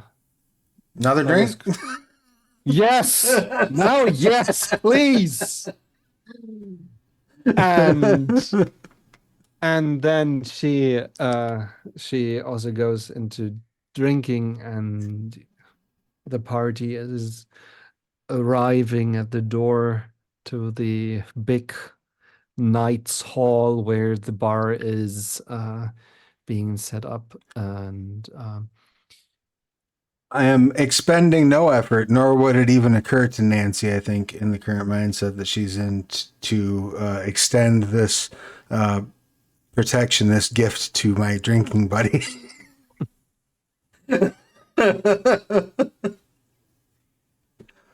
that's kind. No, I'm not extending it. Yeah, I know. I'm thinking what would be worse. That's true. That's true, right? Yeah. You basically seem to draw her in your own maelstrom, and you pick up that she is very worried and hurt, and she doesn't know if she can trust certain people anymore. And she is very surprised that she is telling you all of this, because earlier you've been kind of creepy and staring at her, and but it's really good to talk to somebody who isn't stupid.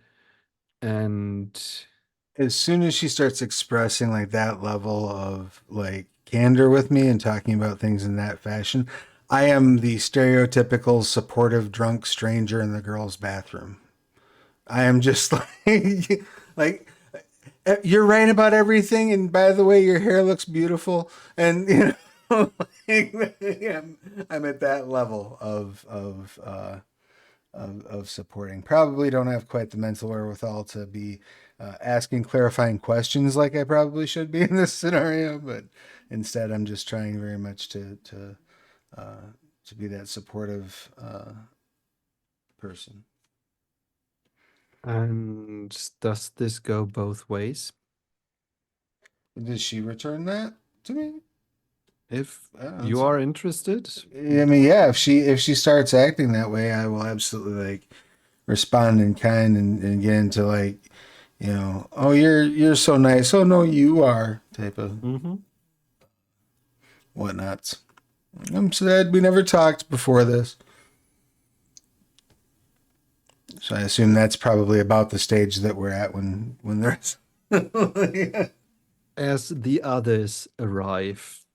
So, Judy, as the three of you are getting your eyes on Nancy, you see that she is sharing drinks and thoughts and words with Sadie. Ooh, mhm.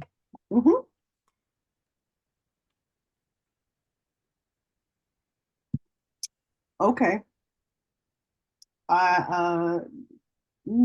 That's Judith is gonna hang back a little bit and let Brian and Ellie take the lead here and sort of like inconspicuously stand behind like a potted plant or something.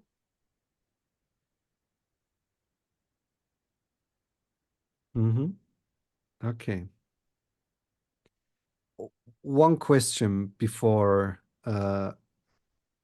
Ellie and Brian can get into the conversation.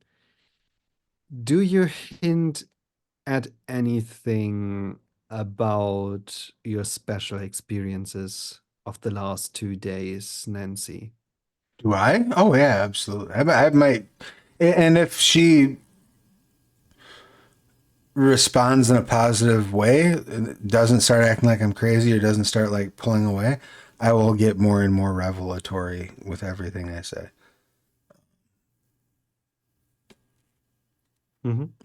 Okay. I don't know that Nancy's sober enough to clock when she might be saying too much. Great. You know what I mean? Maybe Ellie and Brian and Judy behind them as a potted plant arrive into hearing vicinity that as you hear that pools are being mentioned and ripples and floating water and maybe a second Nancy. It's not entirely clear. And Ellie might be able to reconstruct her shared experience with Nancy around your awakening in the cavern.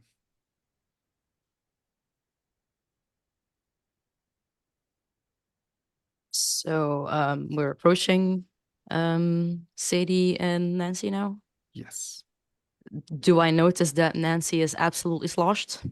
I'm sure it's pretty obvious. She's Okay. trying really hard not to look drunk. So that's when people Mhm. appear their drunkest.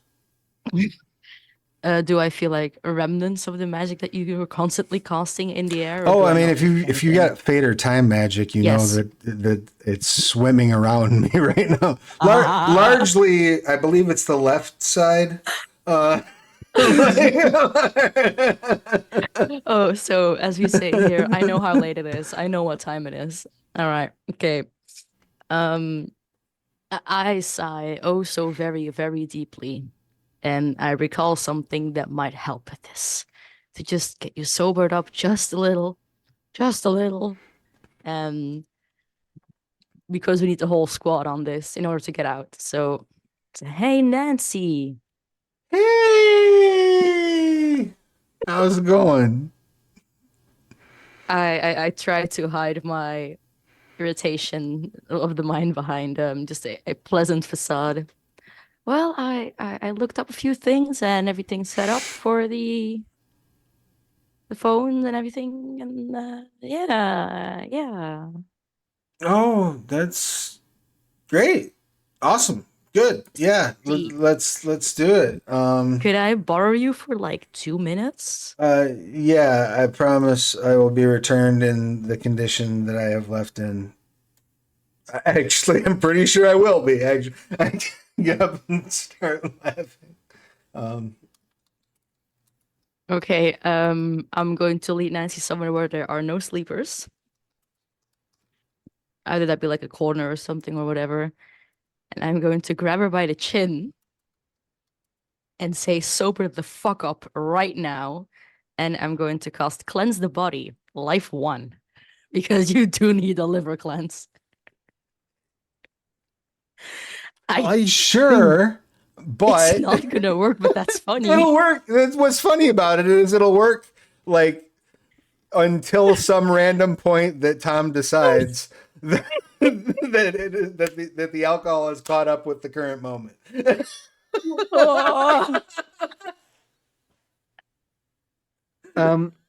First off, you have to encounter the spell that Nancy casted on herself, and we're looking at 3 successes you have to overcome to even have an effect. But I just bringing this up as a counterpoint, what she's doing would not affect the spell that I'm casting, right? Because all she's doing right now is moving the alcohol that's currently in my body out of my body, right? Yes. But I've been moving that alcohol up the time stream, basically, right? So, You would be sober for so just a what I would moment, argue and then is I would slowly- stay sober as long as the cleanse the body effect works, and then I would immediately be drunk again because Yeah. Yeah, that's right. Now I understand. Travis, Well- I hate you. Yes, it's a perfect spell. It just works. The mage can use a spell to help the subject's body fight the effects of any toxin. Alcohol is a toxin sure, in yeah. her It system, or definitely even is. purge them completely. Its magic allows her a bonus equal to the potency to her next roll to resist the toxin's effects. That's the rules mumbo jumbo. Don't do that. So that would Really? what that would I guess mean rules wise is when the alcohol first comes back, I would get a bonus to like my stamina to resist the drunkenness or whatever. And then again once Yes, and I can add once a we reach. caught up to full drunk again. And I can add a reach in to make you roll your first resistance roll right now to maybe attempt to flush out some already. And then I mean, I'm honestly like I'm perfectly fine if Tom is with it flushing all the alcohol that's currently in my system out of my system. I am nodding for the audience to. And then it's sorry, just rules liars. then it's up to Tom when that alcohol suddenly reappears. Right, Nancy, all we need you to do is very precisely push this little needle into this little hole. Oh, I got you, no problem. Oh shit. I need to make a note. I really need to make a note and write this down because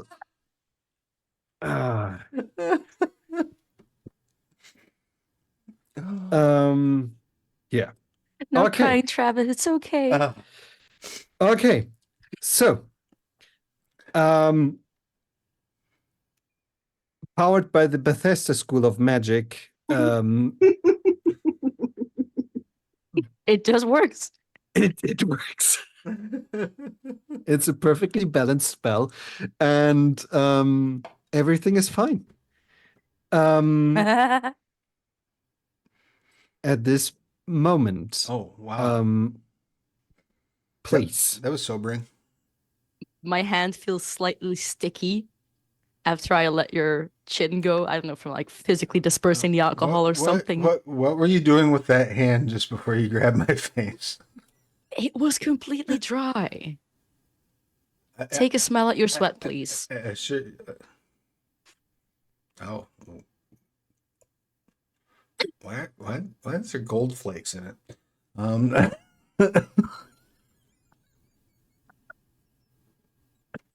Well, I don't know what you were casting, but I actually cast something useful to get you sobered up, okay? I mean, I assure you it was useful, but what's up? Um, I have looked up a few things in my giant library of PDFs, and I have found a few things Oh, in order for us to get out of here. well, And according to my Fatomancy, is that what we're the- calling it now? Is that like, it is what I'm calling it. can we have a meeting on that? Can we like, I just Mancy. think we should workshop. Go ahead. Sorry. Thank you.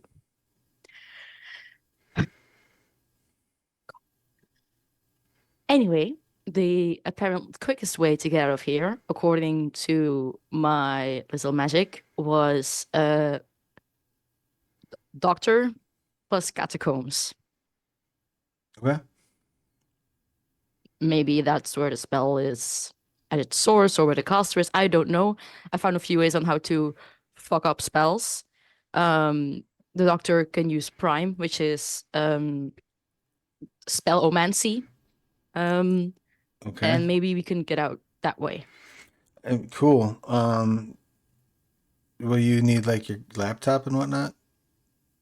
Don't think so. I mean, in case something goes wrong, maybe you could load some of those fancy PDFs onto your laptop and or phone, so that we've got them handy in case. Way ahead of you. Sweet. Okay. Other than that, I mean, maybe we should supply up, bring some, water. Water. Only water. What? I'm just thinking like we could use like golf clubs, maybe. Right? They got some. There's a cricket bat around here, right? There's got to be cricket bats. I'm just thinking like we might want to go down. Like the place like shook the whole place.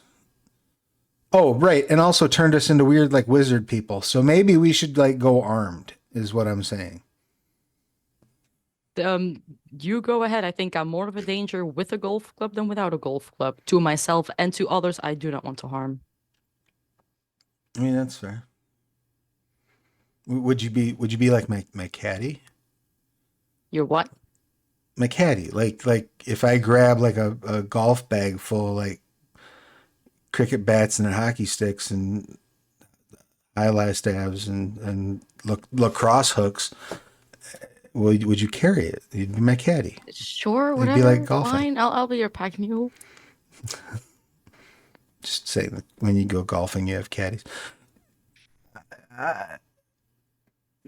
Sorry, I don't know why I'm in such a bad. Well, actually, I do know why.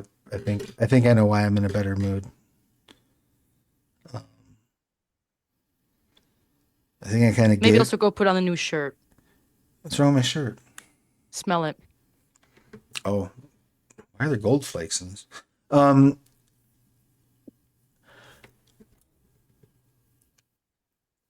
Yeah, I think I gave something up, and put me in a better mood a little. You were talking to Sadie. No, before that. Yeah, I'm gonna go get things, and I'll meet you at the mouth of the cave, and I will go to my room.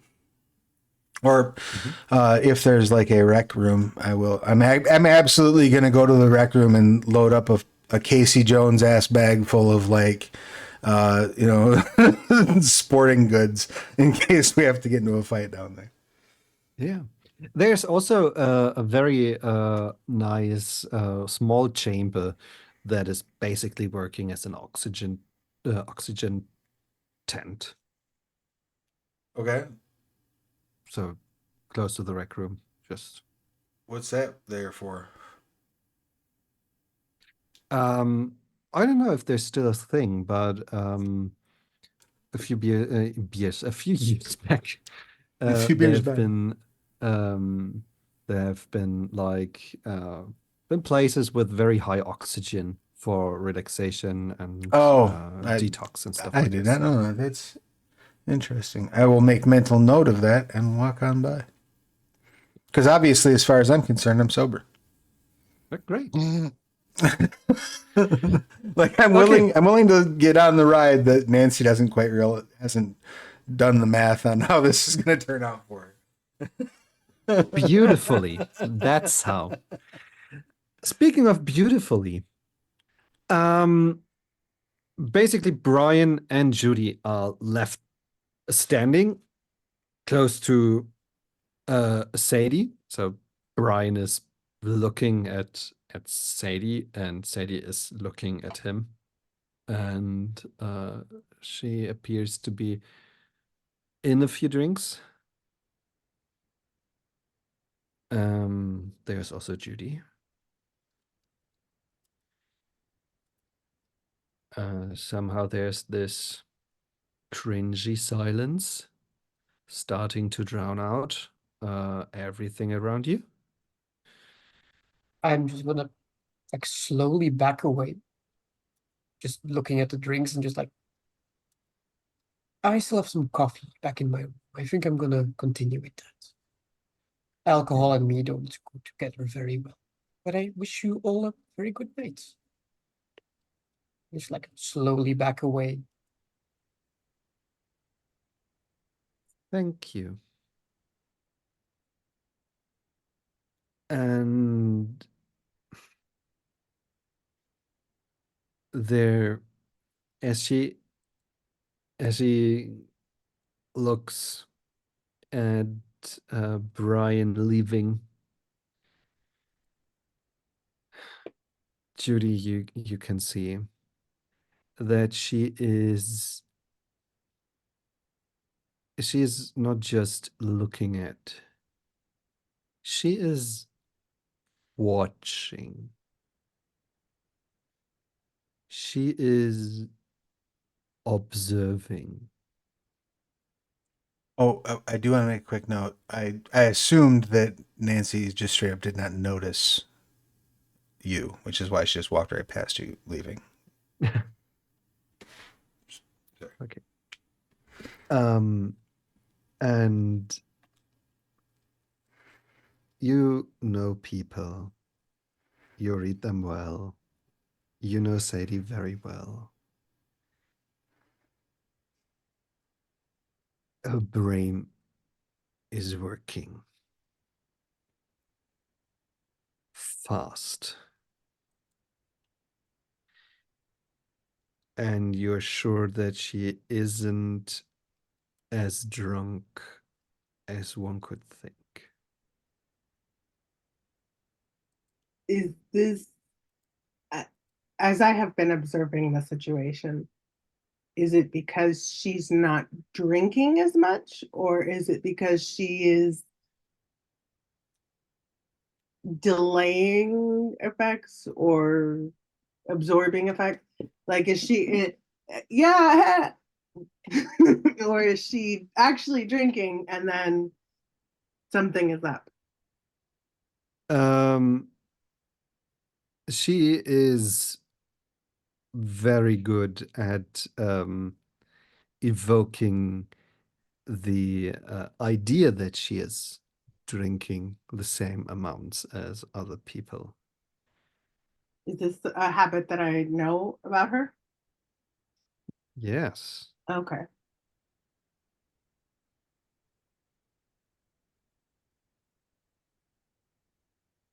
So it looks like she's been fishing for information.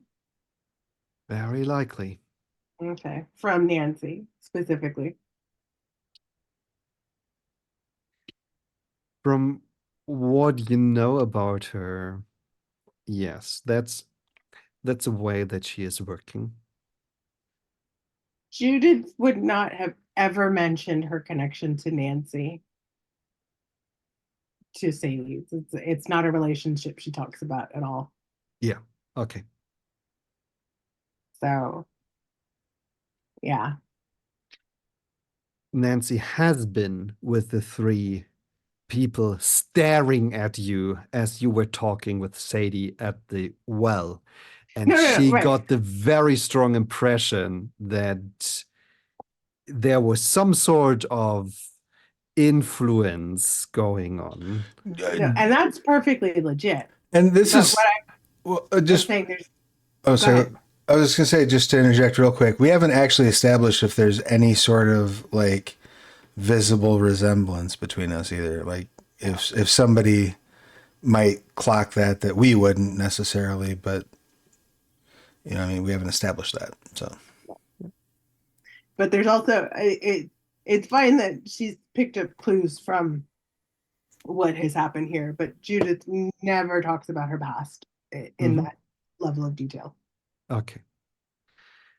As far as Sadie would know from Judith, she went to college, she had some failed relationships, and then she moved on. Yeah. Whatever she might have picked up otherwise, that's all Sadie. But it's not something that would have come from Judith in that sense. Mm-hmm. So if she figures anything out, she would be very aware that Judith had been keeping secrets. Okay. Sadie. Actually, no, I know what I'm going to do. Oh, okay. I am going to go up and I am going to buy Sadie a drink. I'm going to buy her favorite drink. And I'm going to sit there with her and I'm going to watch her drink it. Great.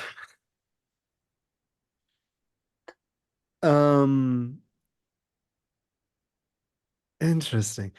I need to cut this short because we are at Yeah. ending time, and I want to add a teeny tiny sequence at the end. Okay. So she is taking the drink, and as you're sitting next to each other, she looks at you, and when she was talking to you at the well, she was worried, Mm-hmm. maybe a little bit frightened, highly suspicious of your new friends and the bullshit that you've been telling her. And now she sits next to you. You bring her, you order her the drink, and she is looking at you with a look that says, "Do you have anything to say?"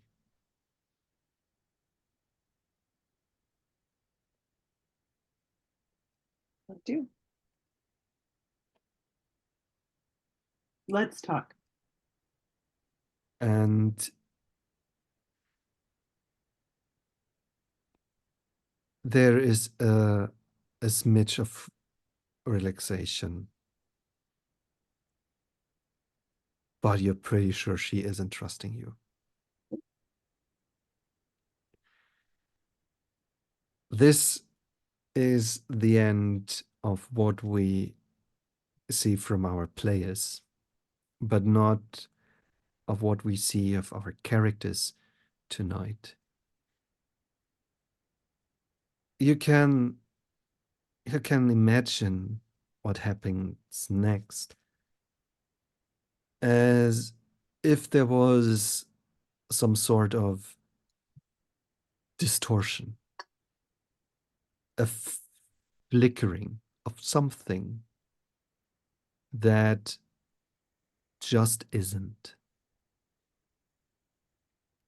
We see Brian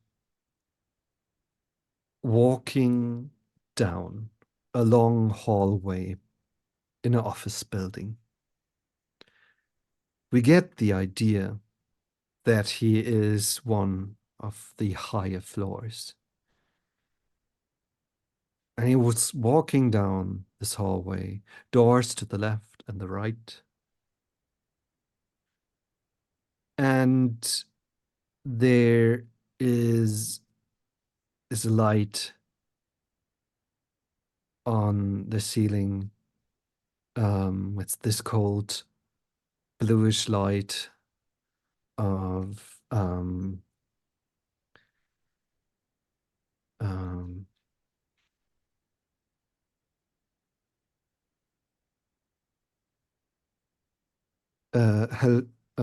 halogen lamps, and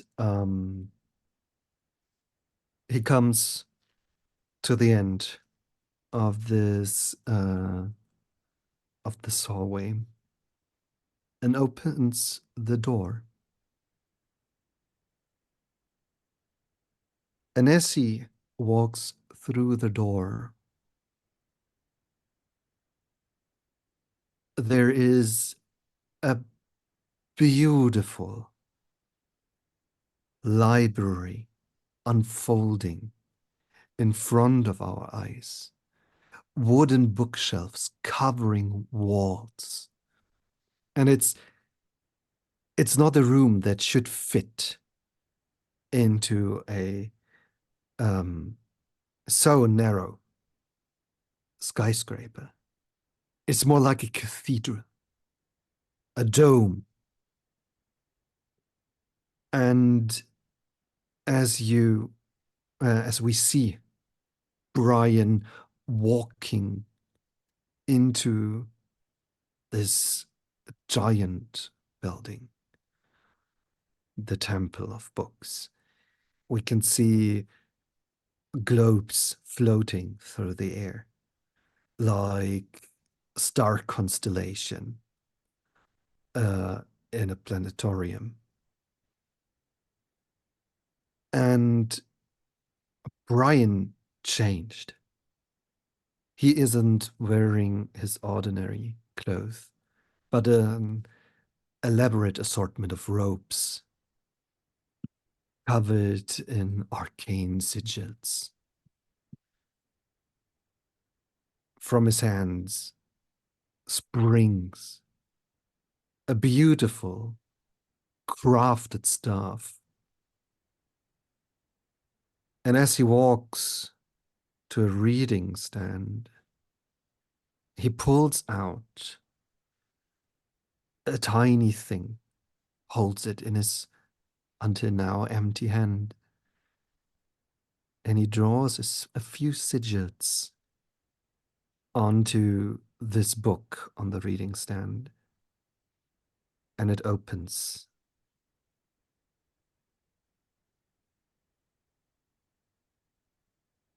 All that's left of that Brian is a piece of chalk.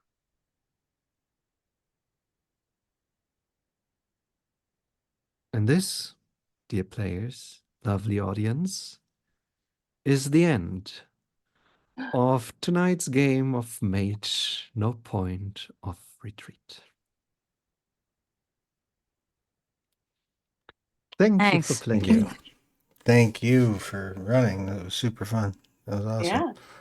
Yeah. So yeah, folks, that's it for us. We're gonna go ahead and do a quick circle around, so everybody can go ahead and share who they are, what they do, their pronouns, who they've been playing, their pronouns, and anything that they would like to promote. And let's kick it off, if we could, with Ren, your pertinent details, please. Yes, my name is Ren, and nothing really to pitch. Just here to once again thank Tom for his amazing storytelling and the way that everything comes to life amazingly. Because once again, I don't know where this is going, but I don't want to miss it for anything. It is super cool. Thank you. Next up, Lee, give me your pertinence, please. I am Lee. I'm also known as Itzy. I really don't have anything to promote right now, other than spay and neuter your pets, feed and water your plants, and spend time with your family.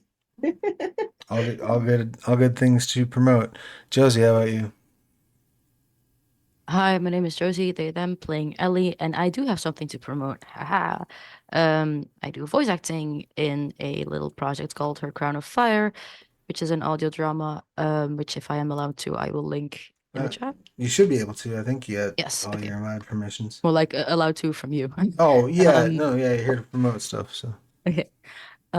These are the first 11 episodes. I think we're at episode 15 right now, all free to listen to on Spotify, YouTube, other podcast platforms. That's all. Sweet. Definitely check that out. And then tell your friends to check it out. And have them tell their friends to check it out. And that brings us around to Tom. Your pertinent details, please. Thank you. I am Tom Murr. I am a professional storyteller. I am running very few games on startplaying.games, where you can find me as Tom Murr. And also, I want to tell you that with a very heavy heart and so much excitement and joy, I can tell you the last book of Changeling the Lost, The Hatch, was released last week. I bought it. I haven't read it yet because my pile of things is just very high, but it's finally here. And what I heard, people are very excited about it. And if you bought it, maybe let the writers know what you think about it, because I'm pretty sure would like to know. And I am pretty sure you will have to say very awesome things about this book. I myself, yeah, are very eager to get into this one. And yeah, if you want to read some of my writing, and after it went through some comprehensive work to make it legible, you can you can find a few things I wrote as community content for Vaesen. That's, for example, a work I'm very proud of, Vaesen, modern Vaesen, folklore in horrific folklore in the time, in the digital times. Oh my God, I'm very amazing at naming my own stuff. Good work. Yeah. And I am about to do some awesome stuff next weekend, and then I can next time we're seeing, I can probably plug that. But until then, that's all from me. So thank you very much, and yeah, back to Travis. Excellent, thank you. Yeah, and that just leaves me, Travis Legg, he, they. Once again, I want to thank Tom for running an amazing story. I want to encourage you to check out all the links and the various items the folks have spoken about. And I would like to remind you one last time that the Curious Cats of Mao are on backer kit. You have less than a day to get involved. If you've already backed it, thank you so much. Consider adding an add-on if you haven't already, and share the link on all your socials. If you've not yet backed it, head over, check it out. Curious Cats of Mao brings the realms of Pugmire brings the monarchies of Mao into the realms of Pugmire, the current new system. It's amazing. It's a fun book. I believe at this point, all of the manuscript previews are out to the backers. And we have at least one more stretch goal to unlock. So go over there, back it, and spread the word about it. I will be back here tonight at 9 p.m. Eastern for what may be the last episode of Scarland Sins of Shelzar. So tune in, find out, and take care of yourselves, each other. Wash your hands. We'll see you soon. Bye. Bye.